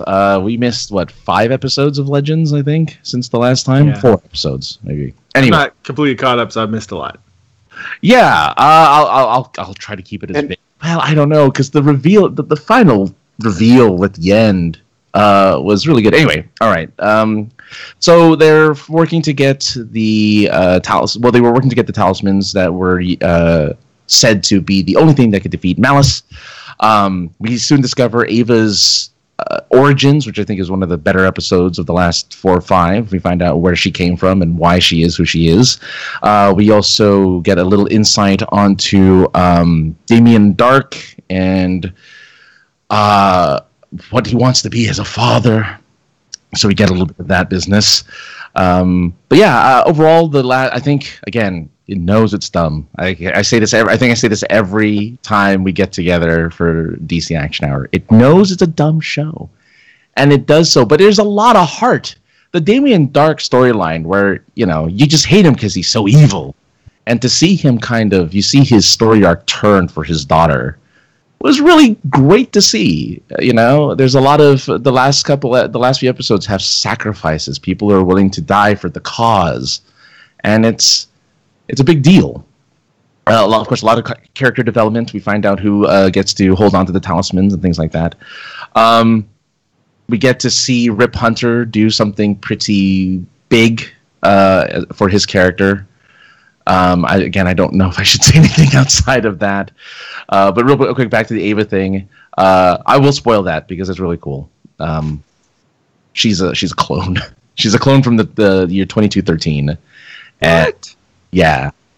So it plays a lot on the whole Ava and right. Who could have figured that one out? So it plays a lot into the Avalanche shipping because are those two could I don't want to call her Laura. Sarah, could Sarah love a clone? Oh, who knows? But ask the toy mistress. She might let you know if you can handle toys. Anyway, so you can see that there's a love thing going on with Ava and Lance, so that's really nice. But the finale it all leads up to this big finale, and you find out that Malice is voiced by John Noble, which is why there's that. That was great. That segment, I thought that was brilliant. I would have never thought that to go that route, but I enjoyed that section. So yeah, there's a whole episode, which really John Noble is in it for 10 seconds, really? Just to weirdly enough play the role of Malice for a scheme that I can't remember his name right now. What is his name? The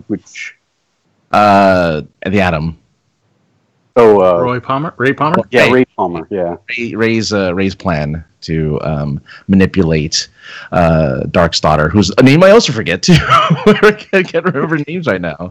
Yeah, no, with that show, I tend to be like that person, and then that one, I tend to forget the names too. It's terrible, but you saw it, Aaron. But you have a different feeling for this show than I do, because I have a huge love for this show, but you're not so much.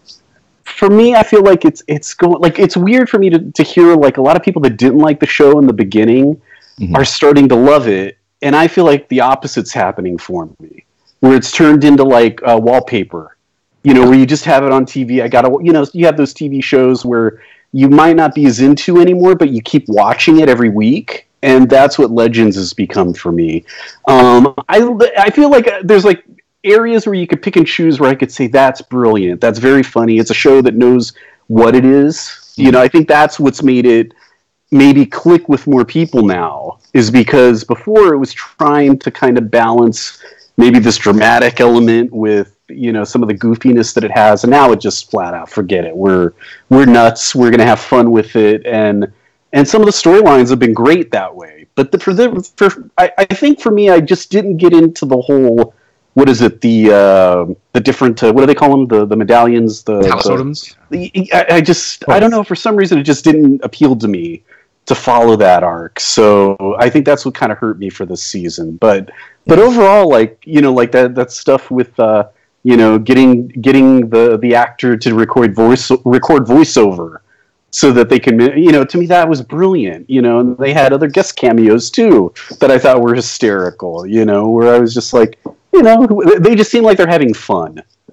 Yeah, and I think the finale itself is kind of the epitome of how they're just being silly, fun. And I'm pretty sure people who, if you're on social media, it's got to have been spoiled for people who haven't seen the finale. Has it been spoiled? Do you know about the finale? Yeah, I watched. Have you seen? I know the part. Oh, so okay, so I don't know exactly what that's about, but I know it's there. Okay, yeah. So they do a call. They do a very strange callback to finish out the season. It seems like they tie in a bunch of stuff from all season into it, which I love when they do. Whenever a show does that, Oh yeah, definitely. Malice brings back some villains from the past, and Ava brings back some heroes that you miss. And they're there for this big, gigantic, weirdly not as big as I thought it would be, final battle. I think Malice as a villain is really weak. I thought he was a terrible villain.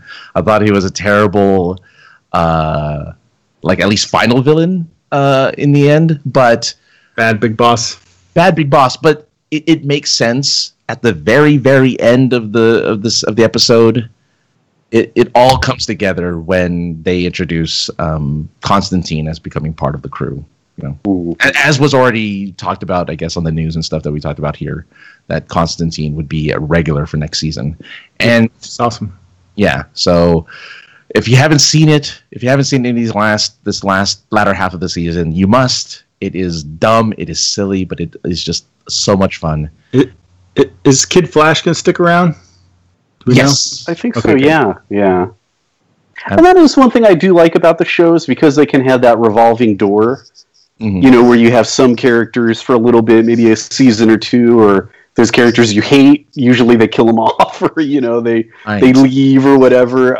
So it's kind of enjoyable in that respect, because you always have somebody else new. And I mean, I don't know if they're going to bring new people, that they haven't announced yet, so that's kind of a fun part of it. But reminds me of the silliness sometimes that Justice League International did, that comic run. Yeah.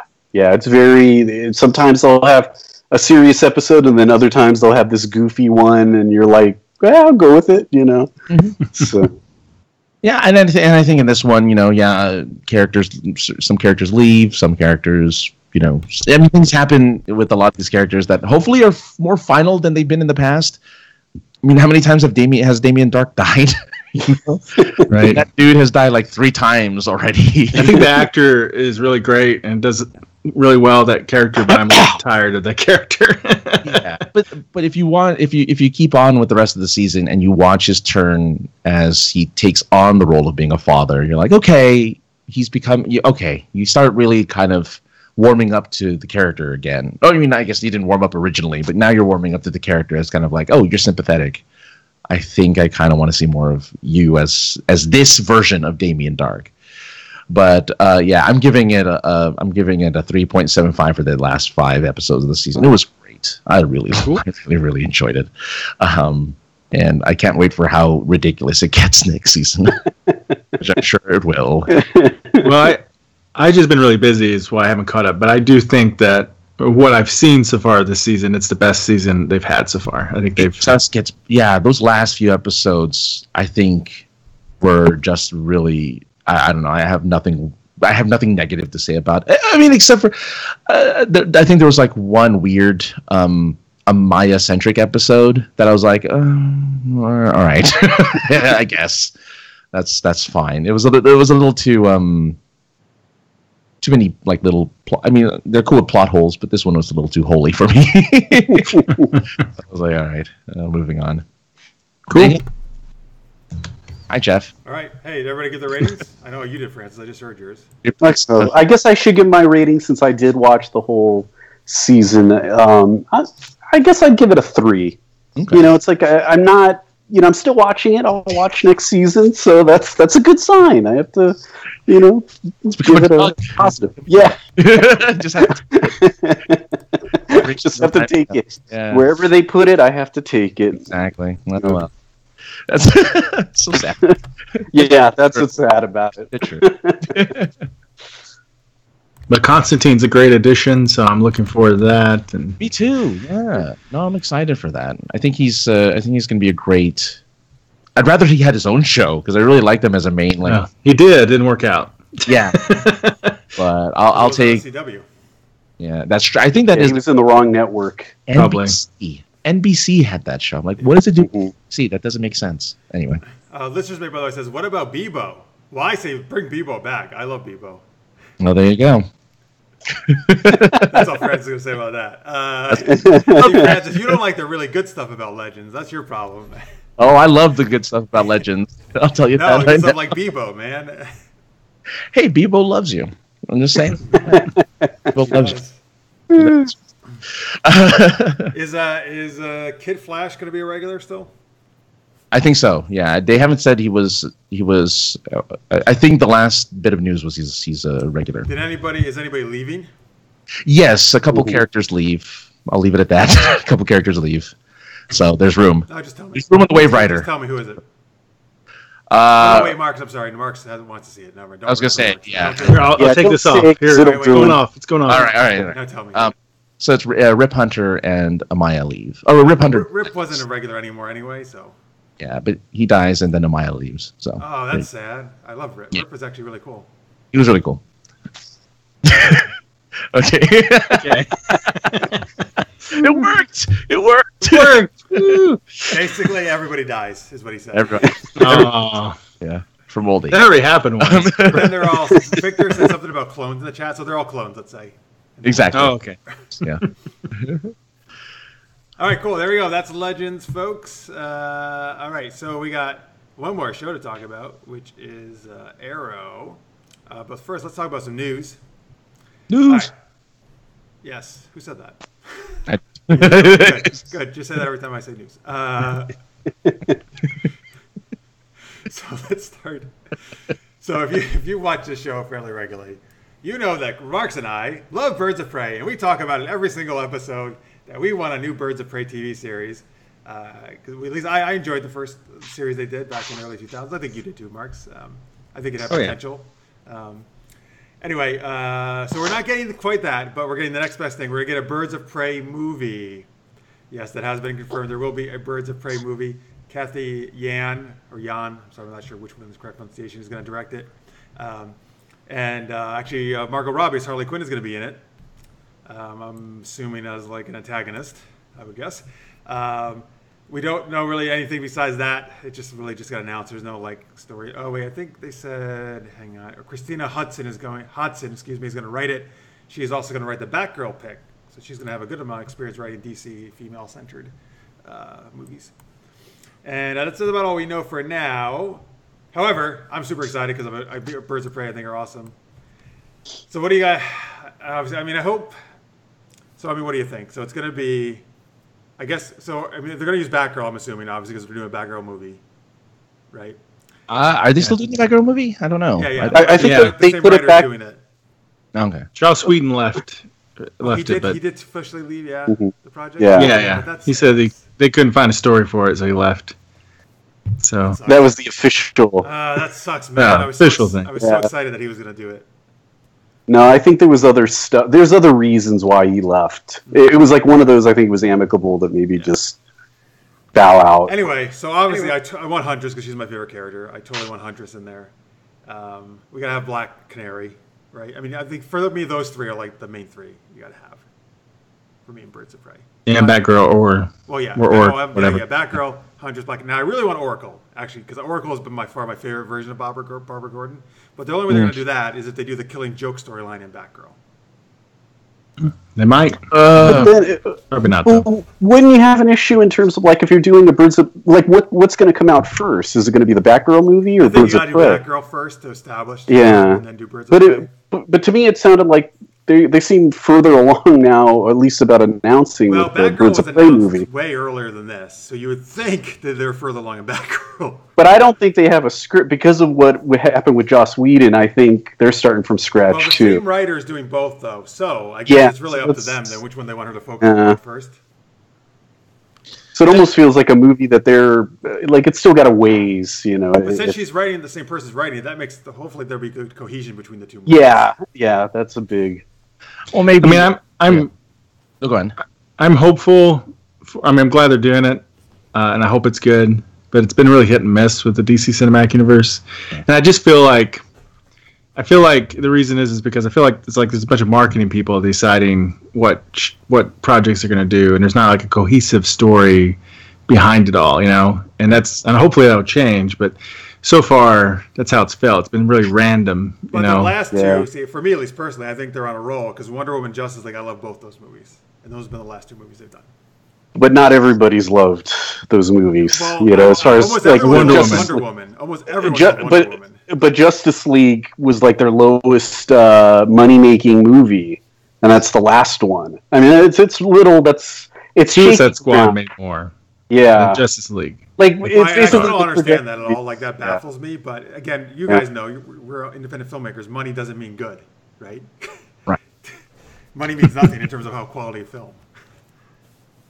But if you're doing a cinematic universe, you want that money momentum to keep going. Absolutely. They want money, but that doesn't have any. Or if anything, it's money. not. That has no relation on the quality of the film. But it's not. It's not so much money. It's just in terms of people being interested. That's what's scary about it. Yeah, it's not so much that, but it's like it's scary when your tentpole movie. Right. You're right. It gets the lowest out of all. I don't get it. I don't get it. People didn't. And after Wonder Woman, they didn't come out to it. Yeah. Well, DC tried to do it too fast. Marvel. You need to. Each one of those characters need their own movies to make us care about them, and then we really get excited when they all get together. I know that's I still don't think that's true. I think that you can do it without that, but I get what you're saying. But yeah, I have my theories, but we need another hour. It's the mustache. The three main characters all had their movies already, so that really should be enough if they did it well. They were all three in Batman vs Superman. That's what I'm saying. Yeah, and Wonder Woman had her own, and Superman had his own. So it's like. Yeah, but I mean, even in the long run, the Man of Steel was lukewarm for most audiences. I mean, it was. Oh yeah, no, I'm not saying that's a great movie by any means. Right. So I mean, I think it's more about execution than the fact that they didn't actually do it. It's just that they didn't make movies that people receive very well. Yeah. And funny enough, I think the reason why nobody went from Wonder Woman to Justice League is because I think it felt like those were two separate movies. Like they didn't feel like they were, even though they're in the same universe, they didn't feel like they were in the same universe. Simply, I think just in tone. And that's what makes me nervous. Hopefully, it's changed now because of all the feedback from fans and stuff. But I just felt like. That this has been a very incohesive release for a cinematic universe. Like I love Suicide Squad, but that shouldn't be like one of your first ones. Yeah. And it just the orders just seem so random. To me, it's marketing people going, "What's hot right now? Let's go. Yeah. Women are hot. Batwoman. Let's do Batgirl, and let's do Birds of Prey now." And then because all these characters, I hate to say it, are really reliant on Batman, and they still haven't had their solo Batman movie. And that's we don't really truly know what this Batman's different from Christopher Nolan Batman. We don't really know. Yeah. And then they're not the possibility of Ben Affleck not returning as Batman for the new Batman flick is even more, troublesome because now you're not going to have any type of connectivity because here's a DC movie with Batman, but it's Jake Gyllenhaal instead of Ben Affleck. It's like people aren't going to be happy with that. So I don't know. And Aquaman is going to be the big. I think Aquaman is going to definitely tell. That's going to be the make or break. Yeah. Which I admit. I mean, I don't know what I think of an Aquaman movie, but the fact that they have the director, what's his name, the guy that did The Conjuring and whoever's filming that film, I have to give it to him. Like, there's times where I'm thinking, because he did Saw and those type of. But I want to say every movie he does, he brings it. And so I'm kind of curious with Aquaman if, he's going to, do something special with it. Or at least, they got to just kind of build that relationship with the fans again. I feel like it's been a little all over the place. And if they can consistently do good films, I think they got a good, maybe to build it back up again. Yeah, and I think it's also whether we can accept that Aquaman is now a dude, bro. He's kind of. I like Jason Momoa as Aquaman. Yeah, I like him as that. Traditional Aquaman has never done very well, so they need to do something a little fresh with him. Yeah. Huh? You're being serious, right? Yeah, I think it was a bold choice, and I think it worked. Yeah. Well, I haven't seen Justice League, but what little I've seen of scenes and clips, it seems to work well. God, go see Justice League. I will.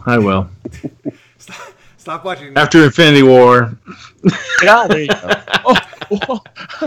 Terrible. That was a terrible thing to say on this show. Just teasing. It's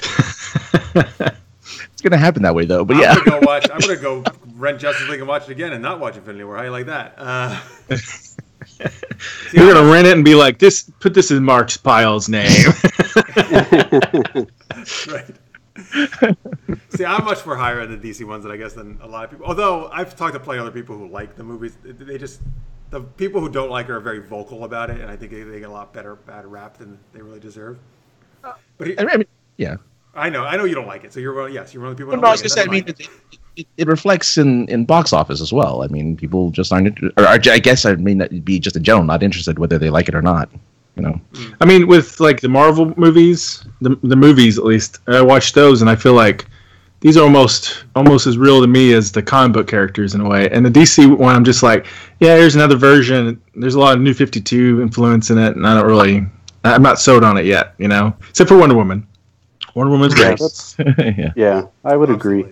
Yeah. One of the main differences I think is that you're right. Marvel has a plan set like decades or whatever, or years in advance. Right? They have all their phases. Like no, Kevin Feige, like that guy knows like every single thing that's happening down to the freaking like letter, right? And so everything is following this one overall vision. And with DC, I think they're more like they bring on directors that are kind of, and they're more like letting directors do their singular vision, like Snyder or what's her name? Patty, Jenkins? Jenkins. Thank you. Or with Whedon was going to do it, right? I feel or like now with Spielberg, we're going to talk about in a second. I feel like DC is more about, we're going to bring on these directors who are known for having like these very distinct visions, and we're going to let them do their thing, and we're not going to have an overall thing like Marvel does. No, but the problem is they're saying that, and then they pull the rug under them. Oh, you don't let them do that. Did your thing? We don't like it. Now we're gonna do what we want to do, and that's what's killing their movies. Is if they just said, okay, like with Zack Snyder, like Batman v Superman, if it just went the way that he wanted to do it, which kind of what was up there, but they meddled with it because they were worried about kind of the negative stuff. And that's why Justice League turned out the way it was, and it ruined. Now everybody's screaming for his director's cut version, which I don't think they'll ever get. Oh, what, Justice League? Yes. Yeah, supposedly he may have a cut version or like a rough draft. All these people want it because of, they feel like it wasn't what Zack Snyder wanted to do. And I think that's what the studio's really screwing up with. Like with Suicide Squad, they did the same thing with him. They made the people who did the trailers cut the film. And it's just like you have no cohesion. You have, even with the artist, and I agree with you that it's like they bring these artists in that have a certain point of view, and then when they're not quite happy with it or they think fans aren't going to like it, then they literally okay, we're going to recut it. We take it all back. We're going to give you a Marvel movie. And I think that's, you just have an idea, and whether you think it's going to work or not, just stick with it. Because I think dividing. I think Marvel still lets some creative. I mean, otherwise Guardians of the Galaxy wouldn't happen. That was so off the wall compared to what they'd done before, and that influenced Thor Ragnarok. Thor Ragnarok wouldn't happen if it wasn't for Guardians of the Galaxy. So, I think everybody thinks of Disney as this huge corporation that micromanages everything, but they do allow some creativity. I think they just allow it with some kind of cohesive order, and I think Warner Brothers just hasn't figured that out yet. Yeah, maybe they will, hopefully. Well, if they have the what is it? The guy that did all he produced all the horror films. He's in charge now. He was the one that started the Conjuring stuff, or he was the producer of the Conjuring and all those cinematic universe stuff. He's in charge of DC now. So maybe it might have. Side, you mean? Yeah, for at least he's kind of the. Is he doing Insidious too, or is that different? I don't think that's within the Conjuring. I think it's like Annabelle, and I think they have a new one coming out. That's so they've been happy with. That's I think $1 billion franchise right now. Mm-hmm. So they put him in charge. So we'll have to see. Whether he at least is I think a lot of it's just who's making the decisions and what their instincts are. If they have good instincts, I think. Marvel and Kevin Feige, I mean, they just have it. A lot of their choices just seem to work. Where with DC, I think they were trying to entrust Zack Snyder. He brought a certain style or a certain type, and it didn't work with everybody. And now they're trying to pick up the pieces, and I don't know. He's a very talented guy, but I don't think he's the right guy for Superman. Yeah, no, maybe Batman, but not Superman. Yeah, definitely Batman. I would say. Yeah. All right. So anyway, before we got on this huge tangent, we actually were talking about Birds of Prey. What's the point of all this? Birds of Prey. Birds of Prey, good. I'm shit on DC movies. We're trying to say Birds of Prey. At least for me, I think it's great that they're doing a Birds of Prey movie. Yeah, no. I think they'll do Batgirl before Oracle, and then they'll do a Birds of Prey 2. So they'll do Birds of Prey, Batgirl, Birds of Prey 2 when she's Oracle. I think they're doing Batgirl then Birds of Prey. I don't think they're going to do Oracle because I think Oracle. I wish they did, but I don't think they're going to do it. They've made Batgirl not Oracle anymore. She's got legs and stuff. Which was the worst decision I think they ever made in the comics. Yeah, New 52. Don't give me a start on this. Anyway, however, I still am really looking forward to Birds of Prey and see what they do with it. I really hope they have Huntress, Black Canary, and that'll be really cool. And like Margot Robbie, I think rocks as Harley Quinn, so you know what? That's never a bad thing. Yeah. She's involved. So that's great. Female writer director, that's great too. I think for the movie. So, and then now I agree with you, Mark. I think you mentioned this off air to me, but I still would much rather have a Birds of Prey series though. Like that's what I really want. But yeah, that'd be great.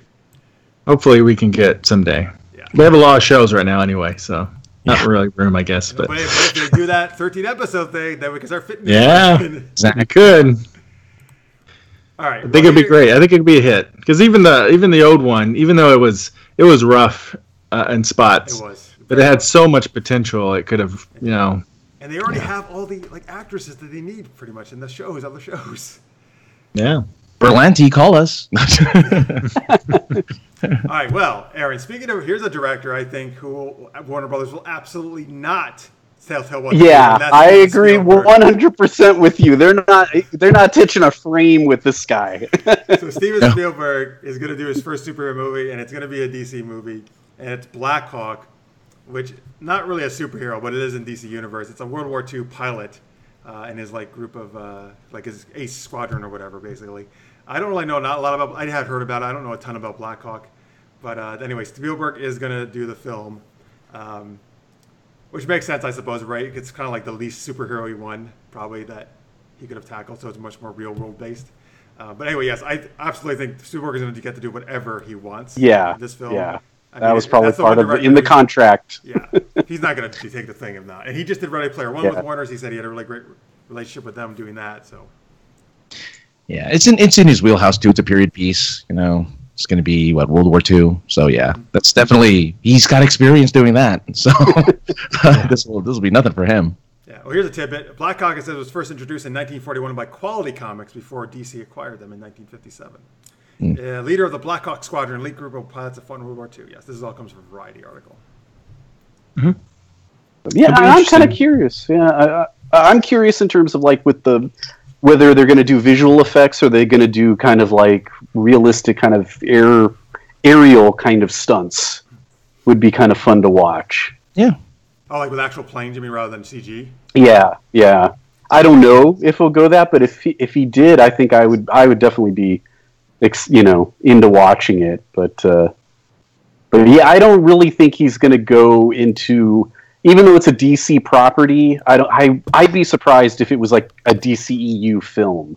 Oh, it's going to be you're not going to see from the other one. Yeah. I don't think you're going to see. They fight Vandal Savage. Well, I was just saying there could be a Wonder Woman cameo, right? Because she was in Maybe. So she could technically do a cameo in this film. Yeah. Could. And I just don't know if he'll do it. She could. Steal the show, though. If I could get her excuse to work with Gal Gadot, I would fucking take it. Yeah, she's just there running around with her sheet. Wonder Woman just pops up in everything. She pops up just for 5 seconds. Yeah, that's. Why not? She kicks off the Birds of Prey.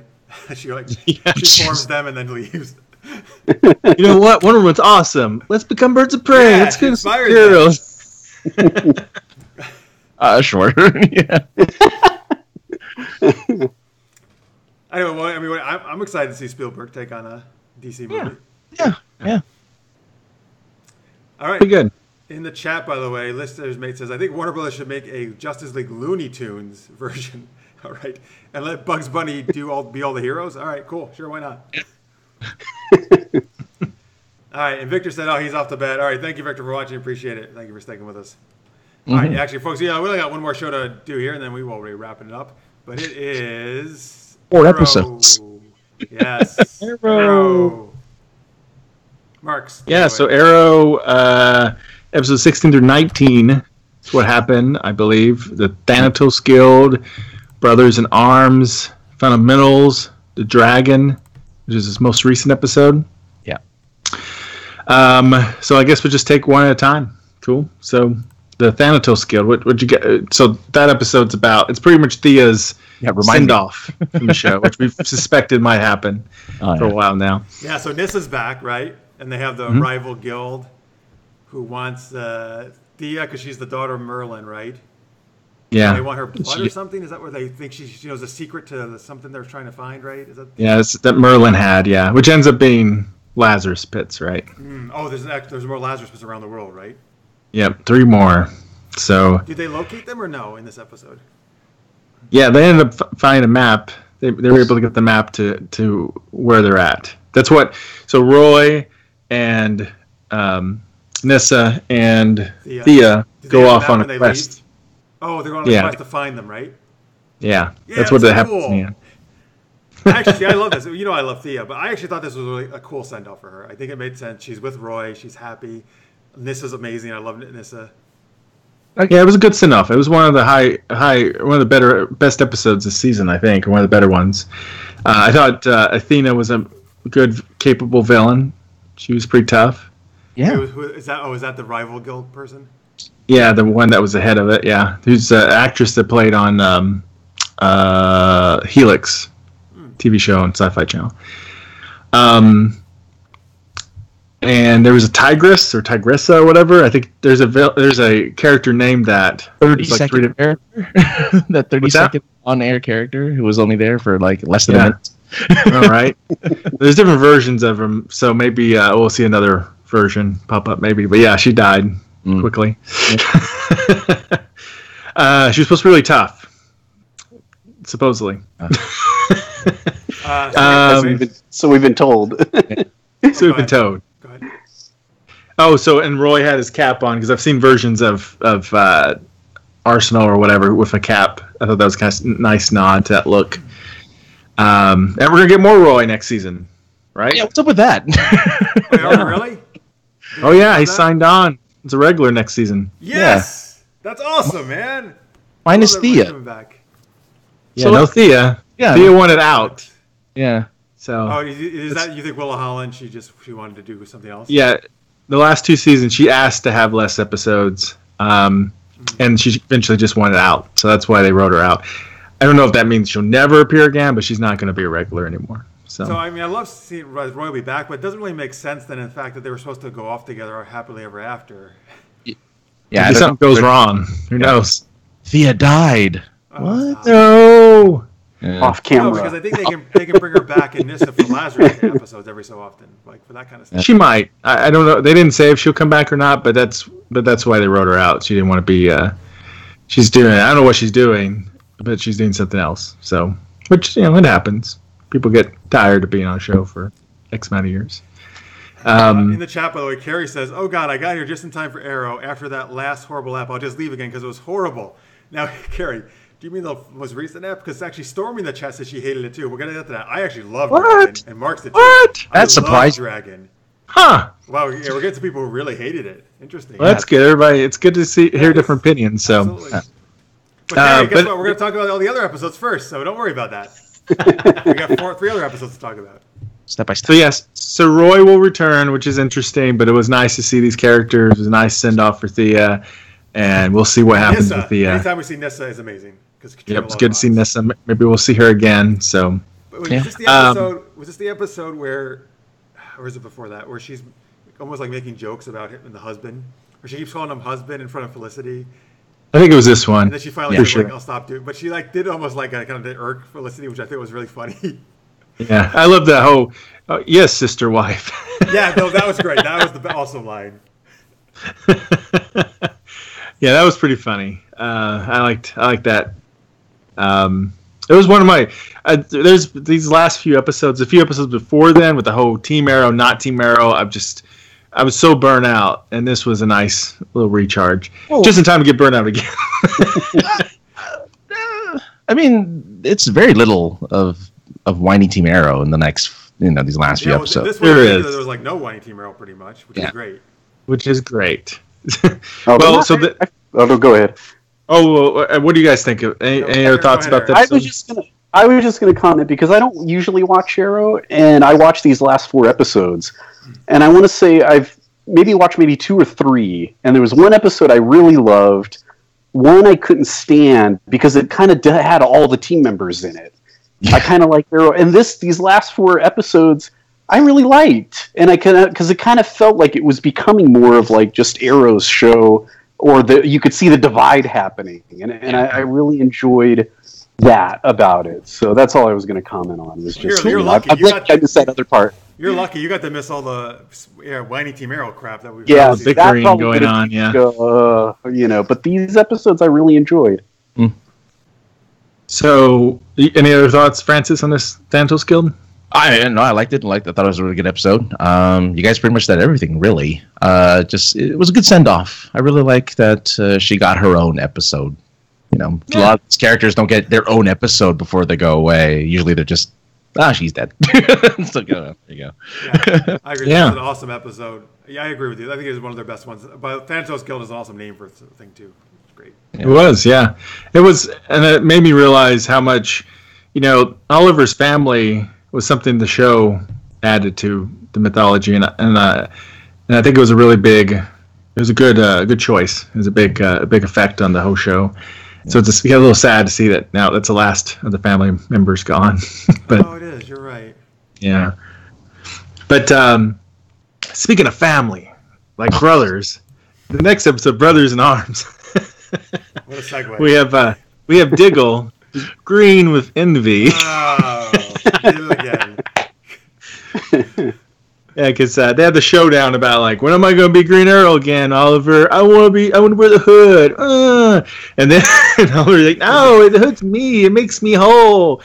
Fight. Can I just say, these are the most amazing impersonations of Arrow and Diggle I've ever heard in my life. Right? I know, it's spot on. They're almost as good as the Mark Hamill Joker. Exactly. It's almost right. Francis, you obviously need to study Marks for your impersonations. I know.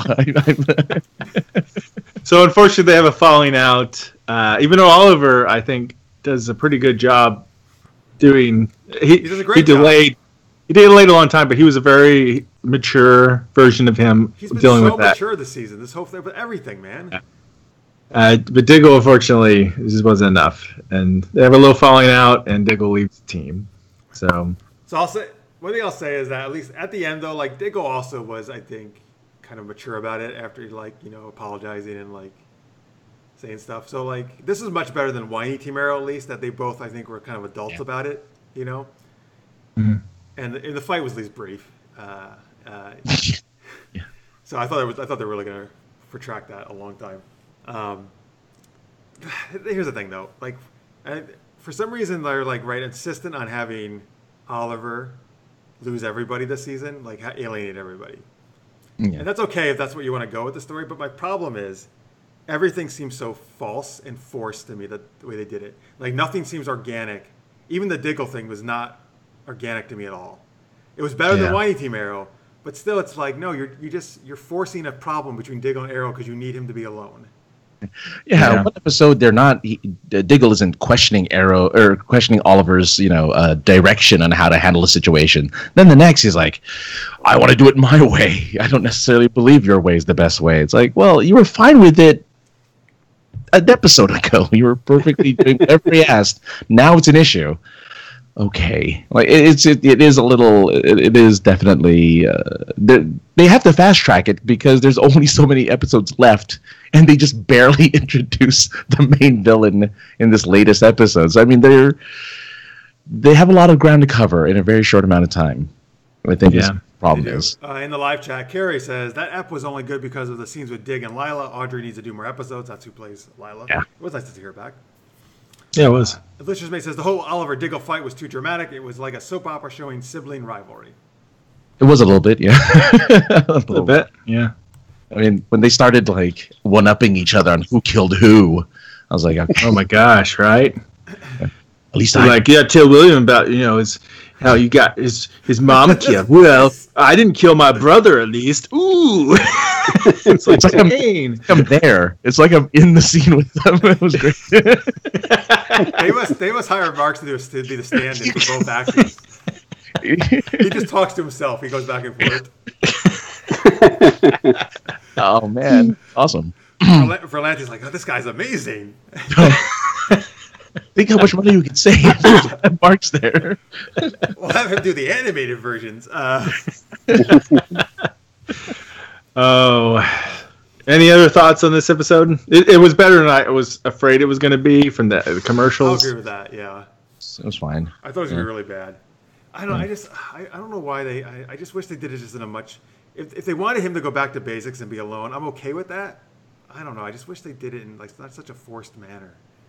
Yeah, it's all felt very forced this season. I don't know why they decided to do it that way. It's very frustrating.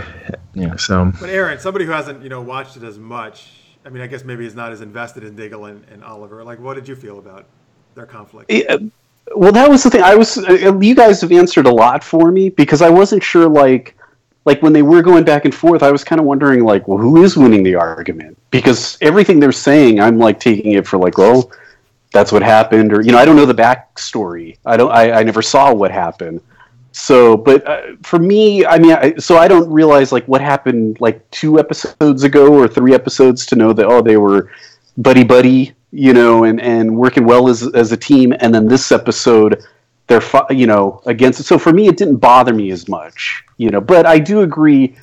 It felt like, okay, the thing that's going to get Diggle pissed off is the fact that he was told he was going to be the Arrow, and now he's, not going to be that. And then all of a sudden it turned into these bigger issues but I didn't know to the extent of like, are they really that big? Or was it like what you guys are saying? It's like, this just showed up in this episode. So, as far as so I'm kind of, I guess maybe kind of playing behind because of that. So I don't know. I have to take it for face value. So, for me, I enjoyed it. I thought it was fine. I thought it was, but I don't have the history that you guys have with it. So it's like, I get it. Now from hearing you guys talk about it, I'm like, I could see that being annoying.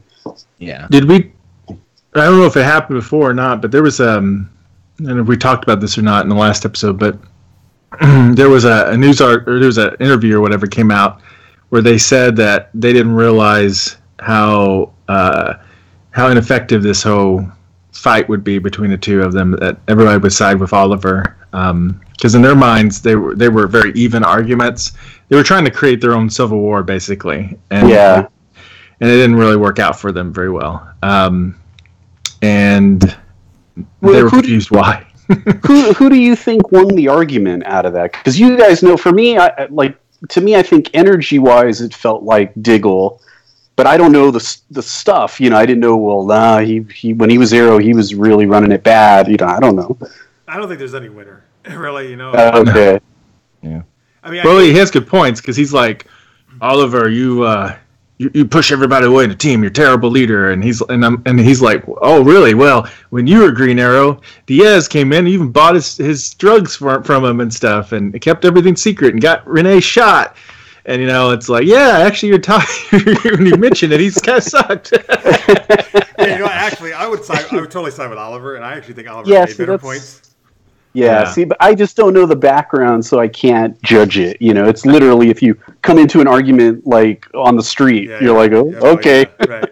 Yeah. I don't think Oliver has been a bad leader. I think he's been actually really awesome this year, and everybody else has just been a big whiner. And the writers decided we need to say Oliver's a bad leader, but we're not actually going to show that. We're just going to have people say it to him. Say he's a bad leader. There was a contrast because they said before the season started, there was an interview, and they said that you're going to see a more mature Oliver. He's grown up a lot. He has. And he has. Yeah. But then it makes it really hard to side with anybody else whenever you feel like he's really, like, when he makes a mistake, he owns up to it, and he says that he's being really mature, and they're all, like, taking little childish jabs at him and stuff, and it's like, I can't really side with you. You're acting like little children.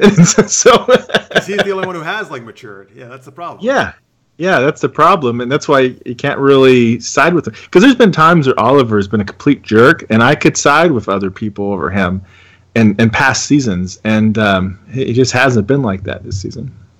Which makes sense, though, for his character arc, obviously, that he has been growing. It would be nice. Yeah, it's good to see. After 6 years. All right, want to go to the next episode? Sure. So next episode was Fundamentals. That's where we continue with the departure people. But it was more severe than we realized at first because, he's going to perhaps get kicked out as mayor and by the city council. And he has evidence, but to provide that evidence would show that he works with Green Arrow, which will only reinforce that he is Green Arrow. So there's a big predicament there. Also, he starts acting irrational, yells at his son, destroys his son's science project. Then what he believes happens is that Felicity breaks up with him, takes a break from him. And, of course, then we realize, we're probably already kind of suspecting something's up at that point, but we definitely know something's up whenever Prometheus appears, and there's a bunch of stuff going on. So basically, he's been dosed with vertigo, kind of losing it, puts on the original Green Arrow costume. We do a really cool fight scene in the police station. He's like taking on everybody. That was awesome, man. Dude, these fight scenes are so good this season. Yeah, there's some really great fight scenes, and it was a good fight scene, and we get a touching moment of Felicity running in there to stop him from getting himself killed, and breaking him out of the vertigo trance and stuff. So that was all good stuff. So it turned out, I thought I was like going, oh my gosh, because the commercial made it look like she was going to break up with him for real. And I'm like, are you kidding me? This is so freaking forced. It's like, I was so pissed at that until I know it was a hallucination. I was so pissed. Like, this is terrible. But then after we saw the episode, I'm like, okay, that wasn't as bad as I was suspecting. It still doesn't make a lot of sense that he's like, I'm going to go back to fundamentals. No more help from you, Felicity. Because she was part of the team from season 1, not from the first few episodes, but pretty early on. Yeah, I was gonna say he really did do everything by himself originally. Originally, yeah. Yeah. Well, I mean, with so many people leaving, and I'm sure he feels very betrayed. I get why he would want to do that. I mean, he's kind of like, fuck everybody. Like, this is ridiculous. I'm just gonna go back to the way it used to be. Yeah, I'm surprised he didn't go, that's it. I quit. I'm not gonna be here anymore. I mean, it Get the seems city like a week, see what happens. His life was going in that direction. It kind of felt like where they were kind of priming him. Hey, you're the mayor. You're all this stuff, or what? You don't need the Arrow, But it's kind of like they're forcing him, or at least the way they're writing him, that he's got to be that full, for the original version of him, I guess. Yeah. Mark, are you able to bring the chat up? Because I want you to read something from the chat. Oh boy. I want you to do it in your Green Arrow voice because it's a Green Arrow. Oh, is it really? Well, let me. I don't have it up because I didn't want to get distracted. We'll but talk. Give me a second. You bring it up, and we'll talk as you bring it up. Okay. When you bring it up, it's Kerry Johnson's thing, but I want you to read it in your Ollie voice. Yeah, your Ollie voice. So, what? Yeah, I don't know. What do you guys? What do you guys think, though, Francis, and about him going on his own? I mean, yeah, I think it is forced, but it's more like we really need to bring him back to the whole he Batman with an arrow business. Batman with a bow. Feels, yeah. Right? Like with the team, he wasn't Batman with a bow and arrow anymore. Like he was sympathetic and he had people to, he was fallible and everything. And now it's like, oh no, let's see him continuously make us question why he had a team at all, because he's able to take on everyone by himself continuously, especially in the last episode where it's like, oh yeah, a whole warehouse blows up, but guess who survives? The one dude that caused it. Okay. It's just a really strange way that they're going about it. But with Fundamentals, though, I understand that you're not supposed to know what's reality and what's fake, but I was getting tired of it really quick. Which was which. You don't want to see fake Prometheus keep giving him advice? Yeah, well, at least I knew then it was like, okay, that's when he's hallucinating. But then when he goes to these large, elaborate things that he's done, and then he ends up on the floor of the Arrow Cave, as if none of it happened, that really bothered me. It's like, well, what's real? All right, so I'm reading it. All right. It's the last one. This is Green Arrow. You have failed this city. This is Green Arrow on drugs. Screw your science project. Oh, you actually did Green Arrow voice. I thought you were going to do like the whiny voice you've been doing. Wait, now do the whiny voice. Do your science fiction, your science project. That's it. Oh, there you go. Now I feel like I'm there. Yeah. All right, thank you, Gary, for that great quote. Aaron, I'm sorry. Did you want to add anything? That we no, okay. Like I said, I like the episode. I like kind of the idea that he was seeing Prometheus and kind of dealing with that stuff. I think if it didn't have that, I probably would have not liked the episode. But I think that helped me kind of go with it and stuff. I think the only issue I have from watching the 4 episodes is because I agree with you that they are making him the Batman character, or he's becoming more like that. And by doing that, I feel like the character that's really sticking out, for me at least, that doesn't feel like she belongs anymore is Felicity. I feel like her character didn't make sense for me for the character that he's becoming. Yeah. Of why you have her. It just, I don't know, it just, that to me, it felt forced. A lot of the stuff of making, kind of be his conscience and making him, not do things or be the love of, it just, I don't know, for the character that, if they want him to be like Batman, I don't think she plays the same way, at least. But that was my only thing that I caught out of the 4 episodes that just didn't settle well with me. But overall, I like the episode. This was made in the chat says, to be honest, I think Ollie should go off on his own. Sometimes you have to do that so you can truly find out who does and doesn't support you. More power to him. Mm-hmm. Yeah, I'm cool. I'll be honest with you. I'm cool kind of like getting rid of all this team shit, particularly with how whiny they've been, and just getting back to basics. Oh, they're going to have a team again next season with Roy going back. Well, Roy actually supported him. Yeah. Yeah, he's a sidekick, a true sidekick who is loyal to him. That's the thing. He needs sidekicks. He doesn't need these other people who think they're equal. Yeah. Yeah. Yeah, they all want equal opinion, even though they're all newbies and stuff, and especially whenever Wild Dog just runs and does whatever he wants and causes problems. Yeah. Well, I think did you see in the news where there's a new showrunner for next season? Mm. Oh yeah, people I've heard on Twitter. I know somewhere in Stormy, I think, and Ray said they're excited about it. Who is it again?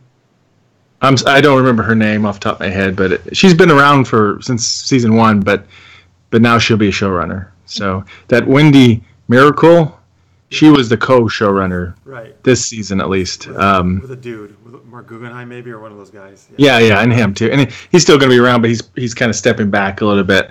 So it might be Schwartz. No, I don't know. That may be. I don't remember her name. She's one of the writers, I think, producers, but it could be, but yeah. So be interesting to see. Because I think this season was a big misstep in general. It's I don't know if it's because they're trying to do too much, or anyway, we'll talk about that in a second because I think this shows a little bit because in the last episode it's a dragon, so it's almost completely centered on Diaz. Mm-hmm. Oh, sorry, what? Before you get that, I just want to mention I don't even remember which episode it was. It was one of these, maybe with the Vertigo one, but that is where Cassandra Ebner, who's been on our show, was in. Yes, thank you. Like a girlfriend of like the drug dealer, right, or something. I think it was Brother in Arms. Yeah. Brother in Arms, was it? Yeah, because that's where Diggle was like interrogating that guy, and then he gets shot, and Oliver's like, "If you'd done it my way, he wouldn't have gotten killed and stuff." Oh yeah, that's okay. I remember. She said, "My loyalty's to Diaz, not whatever this guy is." So, yeah, she shot him, right? Yeah. Yeah, that's right. It's hardcore. Yeah, right. Anyway. She could be around again later. Yeah, she'll be around. Who knows what? It's great to see her though. So the dragon was the newest episode, and that we see Diaz now in his full glory. Now we know why he's supposed to be a big bad. Of course, it's episode 19. And he's been around since episode 6. Mm. And we've known he was the big bad since episode 13. So it's kind of really late in the game, but it was a good episode, I thought. And he is strong in the gung fu. You said the gung fu? The gung fu. Hey, well, no, if you do equilibrium, it's gun kata. Oh yeah, or gun kata. Yeah, that was. He didn't quite do gun kata level, but he was almost there. No, he definitely didn't do gun kata level, but it was still cool. I just looked it up. It is Beth Schwartz who is going to be the showrunner. Oh, okay, thank you. Hopefully that'll be a nice, fresh change, and we'll see what happens. So for 4 episodes. or whatever. Carrie says, what bothers me the most is that in half an app, Prometheus shows why Dragon is such a bland, big bad. Then to get a whole app about him was horrible. Dragon get bullied, turns evil, not very imaginative. Wow, so yeah, that's very different than my take on it. Yeah, I thought it was an interesting origin. It's different than the original character, but they played around with some elements of it and showed you how extreme he is. You know, he can control himself for a while, but he also has a pretty bad temper. You know, when he burns up his old bully and stuff. That was rough. That was the one really rough part of this episode. Yeah, yeah. He's called the Dragon. The Dragon, which is his temper. Is that what he's called? That's what he called it, right? It's like, I call it the Dragon. Well, that was his fear. Oh, that's fear. Oh, that's his fear. So he's got a big complex of like he feels like people he felt inferior for a long time because he's bullied and everything. So now it's all about him becoming superior to everyone, and no one can ever look down on him ever again. So that's what really drives him a lot psychologically. So it's interesting, and to see that. So now we know what he is. We get the Quadrant. He's a criminal organization that I guess runs crime throughout the nation. Mm-hmm. And we got to see a lot more Black Siren backing him up. So it was interesting to develop that relationship a little bit. Well, what happened to her development as trying to be regular Laura Lance? Like, what happened to that? It was all a game, apparently. She's just playing them. Oh, yeah. Bye, Laura. The only hint you get is her going, ugh, and never, like, he gets brutal occasionally. Which is ironic because she kills people left and right. So yeah. So I liked pretty much everything in this episode. I just wish this episode had happened sooner, so we would get his motivation. We would care a little bit more about him being a big bad. See that he's capable, rather than being told he's capable, but we actually see it. You know, the whole show not tell kind of thing, and that's what they've done all this time. And this should have happened right after episode 13, or really soon after episode 13, not on episode 19. So it's unfortunate. Yeah. I loved it though. I mean, I can't remember they doing too many episodes where they so focus on the villain. You know.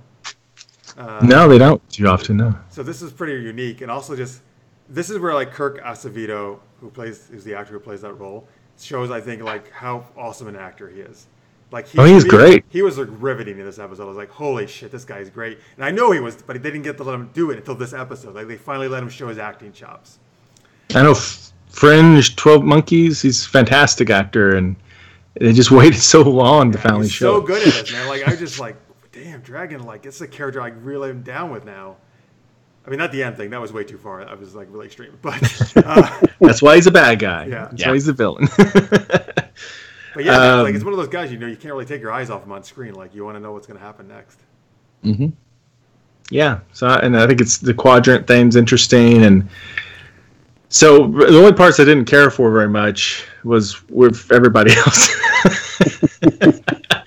which it wasn't much, but I was kind of like Curtis. I don't like Curtis, and then brings up the other team. And I'm like, no, stay away from this. And then honestly, I don't think this was their intention or anything, but Oliver came off as kind of a jerk in that scene in the end. Yeah, so because I felt like he was very dismissive of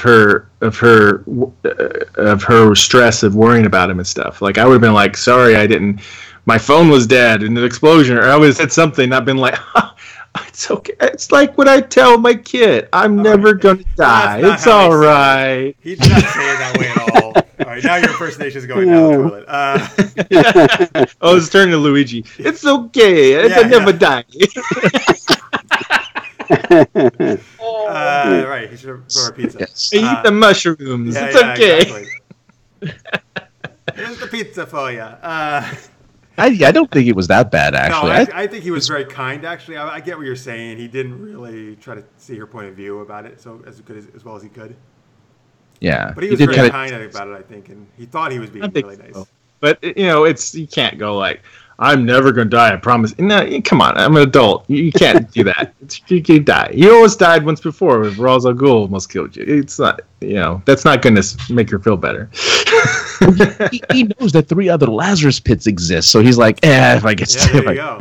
I got backup. Like, just call Thea up. She knows where she's got the map. Yeah. Well, see that the whole thing with Curtis and Felicity. I mean, those are just kind of like small filler things, right? It was all about Dragon. Yeah, and I guess it's. I think they're gonna. I can imagine them slowly bringing back Whiny Team Arrow as a result. They're starting with Curtis because he's the least offensive, and then they're gonna bring back the rest into the show because you need to, because that's still an unresolved storyline. But when he started sniffing the expired soda, I was really getting mad. I was like, you don't sniff expired soda. What is wrong with you? Anyway. Why? Because you're saying you can't tell when soda goes bad? Is that your? He didn't even open the can or anything. He just sniffed the top of a closed can, saying, "Is this expired?" And he just kept sniffing it. I'm like, "Dude, stop!" He has super smelling powers now. You look like just look at the expiration date at the bottom. I'm just saying. If you could smell it, then it probably was expired. Yeah. In the chat, Lister's Mate says, "I love the episode with Dragon. Suppression and oppression for a driving force for why someone is why they are. That was is the best motivation for any character." Yeah. Well said. Carrie says, "My last gripe is that they brought Katie Cassidy back, presumably because they like her, but all they've done for her character is let her be a story device for Lance Diaz and Kaden. Develop her story, please." It's true. I think she's had more. I still like her a lot more as Black Siren. I think they have done a better job with her as Black Siren than Black Canary. Yeah. I liked her. But I don't know how long they're going to be able to keep her around if she's not going to be good. I keep waiting for some twist or something, but she's pretty much what you see is what you get with her. I think that at the end there still might be a twist. She might go to good. Yeah, they didn't really. It wasn't like she had a choice, I guess, in this Yes episode. You know what I mean? Like he called her. What is she gonna do? Say no? I mean, she has to do what the guy says. So there might be a twist where she'll betray him or something near the end. I think that's what's gonna happen. Because she seemed to like, as he got more violent, it seemed like she was like, okay, I'm having a hard time going with you. It was almost like she was like the reaction of like how the audience was. Like how we're reacting was kind of how she was reacting. Of like, okay, I could go with you to a point, but I don't. Oh man, you're cray-cray. We come up with all these great lines, man. That they should use. No, that's a good point, Aaron. Yeah. The other thing, do you guys? I don't understand why her hair was completely different in the last scene than the rest of the episode. She wears wigs. She wears a wig. Yeah. She wears wigs sometimes. Oh, is that what it was? Yeah. Okay. She doesn't want to be recognized as Laurel Lance for one reason. Didn't she say like, "Hey, we don't want to be"? Because Diaz ends up telling somebody like, "Oh, you're Laurel." Yeah. She's like, "Don't be telling people I'm Laurel." Yeah, he told the bully, which he knows. It's like he's not going to know for very long.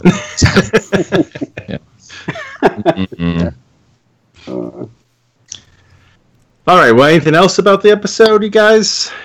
Well, I mean, Aaron, again, since this is kind of like your first introduction to Dragon, right? What did you think about it? Yeah, I mean, at first I wasn't sure, because it was a new character for me to follow. But yeah, he was dark. He definitely. I like when the show gets dark. It doesn't have to go full on, but it showed that I'm a big believer your hero's only as good as your villain. And if your villain's not that good, it lessens the hero. And so if you're going to make him, as far as... It felt like kind of like a Walking Dead episode, where like they follow the villain for one episode, and they just kind of... You get a sense of his psyche and stuff like that. But I'll be honest, I did not think they were going to do that last part. I thought he would apologize, or maybe she... I thought, no way they're going to do it. This is family viewing. This is, still and wow. I was like, okay. Yeah. They went and did it. All right. I kept thinking like, okay, he's not gonna do it at the very end. He's gonna something right? And then he did it. I was like, oh god, he did it. But that's really good that he did, because otherwise he becomes a sympathetic villain. Like there's some compassion in him after all. No, now nothing. Yeah. He's straight up. He's the bad guy. And there's no doubting it now. Yeah. So I was glad they did that. And if they have, if the good guys beat them, it makes the good guys I don't know. I just feel like you have to makes have it look that. even better. Yeah, no, I totally agree with you about the villain being so important. Yeah, so that's why it was. I thought it was a good episode, but I wasn't.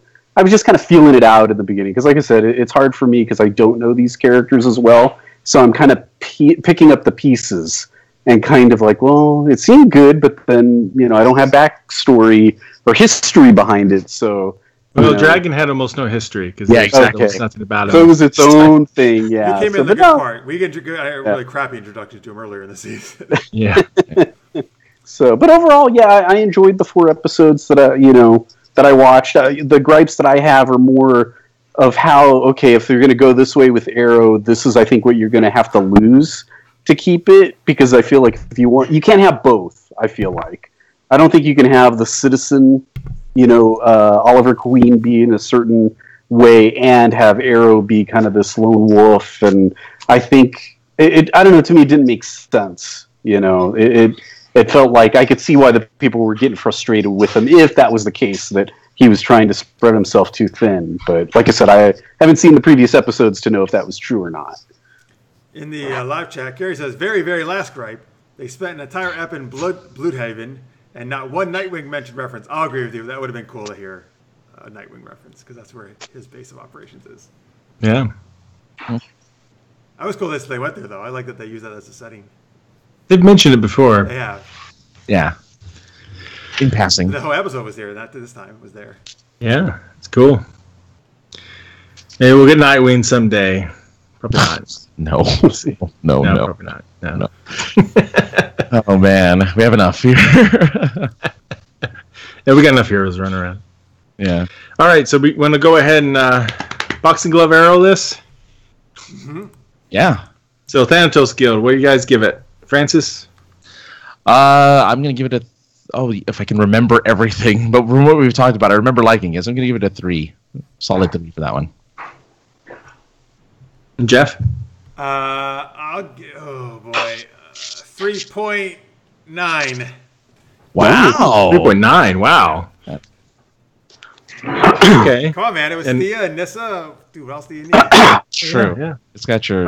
I give it a 3.75. I think it was really good. What about you, Aaron? I'll give it a 3, and only because I don't know the character's history. But I like the episode. Yeah. Okay. Oh, how about Brothers in Arms? What do you guys think? That one's the rougher. 2.75 for me. I'll agree with that. 2.75. Yeah. And Aaron? I'll give it a 3. Yeah, I enjoyed it. Yeah, I think I'll give it 2.75 too. Yeah. And then fundamentals? That was another rough one. Yeah. I was frustrated only because the whole never. I wish they did like a little fuzzy weird effect or something. They have that bell again. Come on, do the same with the bell effect. They have that tapping. That gave you away. Some of them. That's right. Oh, yeah. Yep. About that. You're right. I'm still gonna give it a 2.5 for that one. And he finally stopped being mayor in that episode. So there you go. No more mayor queen. I'll give it 2.65. And Aaron? I actually like that one better, I think. I'll give it a 3.25. Nice. Yeah, I liked it better than Brothers in Arms. So maybe I'll just another 2.75. Yeah. And Dragon? That's top. Jeff? 3.8. That's good. Ooh. You same thing, Francis? 3.82. I'll get out of here. I bet $1. I'll give it a 3.5. Yeah. I'll give it a 3.8. 0, 2. 5. Whatever was higher than what you guys said. That's higher than mine, that's for sure. It was a good episode. I just wish it was earlier in the season. I think it would have helped it out a lot. These last episodes more. And what's bad is they could have done it. Because, it didn't seem like something that tied up. I mean, I guess the B storyline did, but why couldn't they have done that earlier, I guess? I don't know. I wish the people who were giving it in the chat room who were giving it like ones or whatever, I wish they stayed around so they could tell us why they hated it so much. I'm really curious why they didn't. Carrie's still here. It says Dragon negative 1.75. Oh my Wow. god. Oh my god. That's the Why worst do you I've ever guys seen hate him it rate so much? anything. Just don't like Dragon, or Yeah, I was trying to ask earlier, and I think some of them left, but Carrie, well, part of what Carrie was saying earlier, and Carrie, please feel free to type more in, but I guess I think he was getting at Prometheus. He felt was such a stronger villain that he just feels Dragon is kind of lame, I guess, in comparison. I agree. Yeah. Prometheus was a really good villain and the best they've had since what the fuck, Deathstroke. I think that's his name. Deathstroke. But I don't know. I think Dragon was like he really showed like he could be an awesome villain this episode. Yeah, he was so menacing. Like the whole episode, he was really menacing, and you felt it, and you saw him. Dude, I don't want to mess with this guy. Yeah. Like actually, I think this guy would like freaking make Prometheus like think twice. Yeah, he was possibly. And I bet Marks can do the voice, but he has that voice, that really dark, gravelly voice. Marks, can you give us an example of it? I don't know. What's he saying? I don't know. I can't do his voice because it's really deep and really dark. Yeah, what's one of his lines, though, that he said? I don't remember. It was something about like... Wait, what's that? He says C4 killed him. I didn't kill him. C4 killed him or something. Or yeah, or I was waiting to get back at you to show you I wasn't a loser or something like that. Yeah. Yeah. I don't know how to me it just turns an Arrow voice. But well, do it an Arrow voice. Do it an Arrow voice. So yeah, you know. I didn't kill him. C4 killed him. That wasn't good. He's got kind of a smart alecky way of how he talks. You know, it's kind of like sarcasm on that. Yeah, there's a little sarcasm, which that actor does really well. He does. Yes. I think he's going back. He's like, I couldn't take that impression. Nope. That's what he's doing. I love that we've been doing this so long that it went from daytime to night. Right? Yeah, and that's on the West Coast, yeah. Yeah, it's already nighttime. The stars are coming out. Yeah, I was like looking at my image. I'm like, oh my god, I can't see myself anymore. I got to turn the light off. Is this close to the longest episode you've done for DC Action Hour there, Jeff? This is almost 3 hours. Oh, is it really? Wow. Well, no, because we started a little late. It's probably about 2:40. That's so long. We might have done all the one last long though. We've done another long one, yeah. All right. All right. Well, here we go. That's everybody, right? We ranked them all. Yes. Yeah. Yep. All right. So before we get out of here, let's give some links out. Hey, Aaron, where can people check out your stuff? Let's see. You could go to YouTube and type in "We Are Angels." I don't have an official webpage anymore for it, but you could go on there, and that's for my web series "We Are Angels." Or you could do searches with Instagram. We're on Instagram, and we're also on Facebook. Awesome. And why don't you, folks, all the links are on your screen right now. Actually, it's We Are Angels series on all those platforms. But why don't you tell me just quickly what the series is about? It's kind of like, gosh, it's been so long, I feel like, the last few years or whatever. I worked so hard on it, and then I think it came out maybe 3-4 years ago, and so I would say it has to do with like angels that come down to Earth to like help people or whatever, but with this whole situation with the angels is that they only can live for one day. And so what happens is as far as some of the angels, so I guess I'm kind of giving it more into what it's going to be. But in terms of the whole idea of the angels, are I guess they have demons that are going to be fighting with them, and in terms of trying to take over the angel world and stuff. I'm giving you the Reader's Digest version of it. It's more complicated than that, but it's kind of a rough idea of what it is. Awesome. He's forgetting to tell you it's a musical, and that's for people to do. They'll find out when they watch. And folks, as you see on your screen there, I'm sure from some of these shots from it, Aaron, I said this before the show, but Aaron is probably one of the best cinematographers I've ever seen. His work is amazing, so definitely check it out. We were on this web series circa at the same time, so I would see his work a lot during that. So go check that out. By the way, in the chat, Carrie is telling us why he does not like Dragon. I hated it because Dragon got bullied and now he's a crime boss. Plenty of folks get bullied that didn't become crime bosses. He just appears to be a random thing. There's nothing special about him. He kind of hinted like there was just more than that. Like, you know, we never knew who was on the picture, did we? Like who the picture supposed to be his dad. It looks really familiar. Yeah, right. I thought so. But then, I mean, as Listener's Mate said earlier in the chat, which I think is also a great point, that kind of stuff can really affect how people turn out in life, actually. So yeah. I was about to say, it's Boots. That's who's in the picture. Oh, please be Boots. Oh, man. You killed my dad, Boots. No. Listeners, it also says about the length of this episode. This is compared to how long episode 200 of Super Geeked Up was. That was a long episode. It was the best because I was in it. Yes, you were. There you go. Yeah. All right. Francis, where can people check your podcast out? Everything I do is at sinceresarcasm.net, but I do a podcast with Josh on the Points of Interest Podcast Network at poypodcast.com. And all of my social media is at AKA the other guy. That's Instagram, Twitter, Twitch, all that good stuff. So you can check me out there.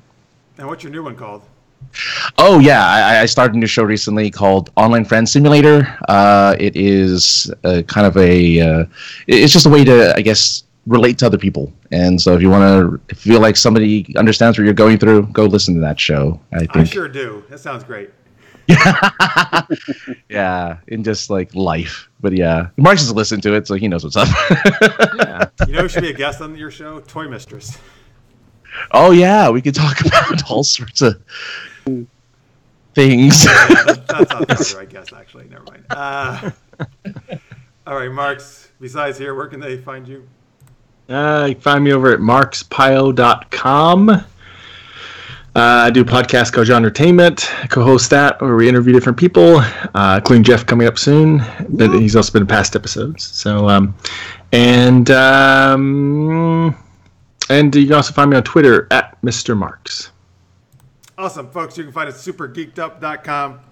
This show, Super Geeked Up Live, our Geeky Improv show, Super Knocked Up, everything I've done is over there. All the past episodes. You can go to this very YouTube channel you're watching, Super Geeked Up on YouTube.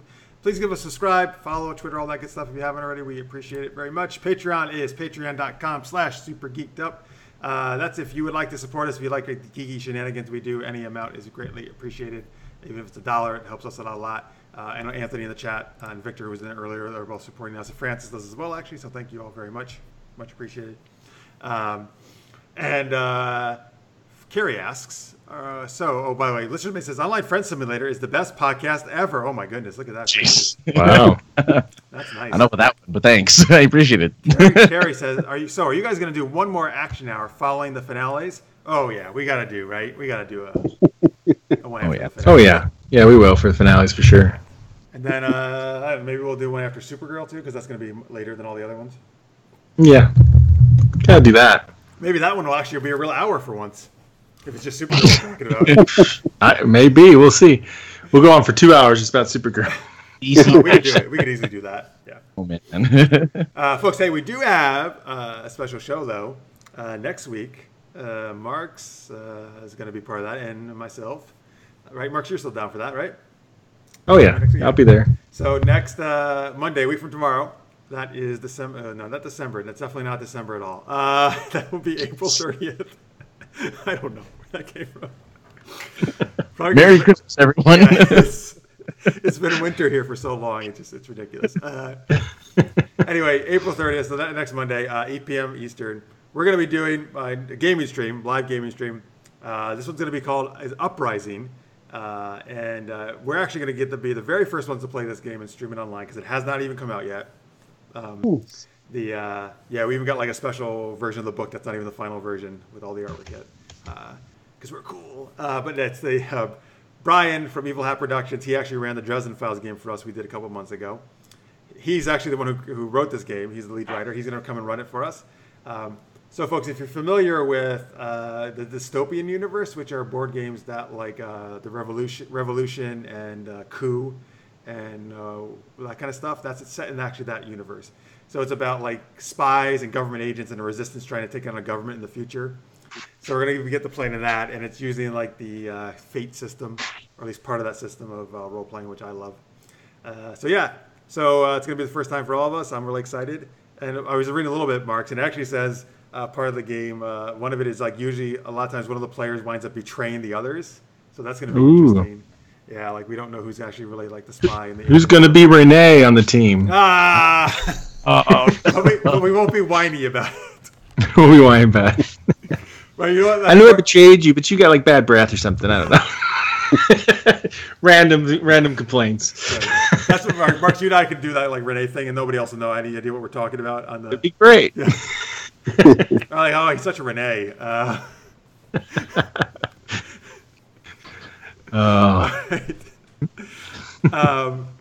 And okay, so let's see here. What else? I guess that's it. All right. So anyway, that'll be 8 p.m. Eastern, week from Monday, April 30th. Please join us for that. We'll share your comments in the chat and all that good stuff.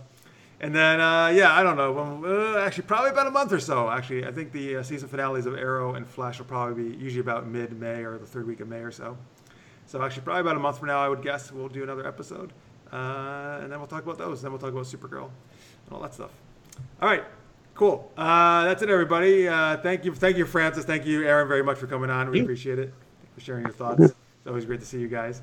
And thank you, everybody, for watching. You guys rock. We really appreciate you guys, everybody in the live chat. You guys are awesome. And if you're watching in post, thank you very much as well. All right. So that is going to do it for us. We'll see you in about a month or so. Thanks, everybody. Stay geeky. See you soon. Bye. Bye.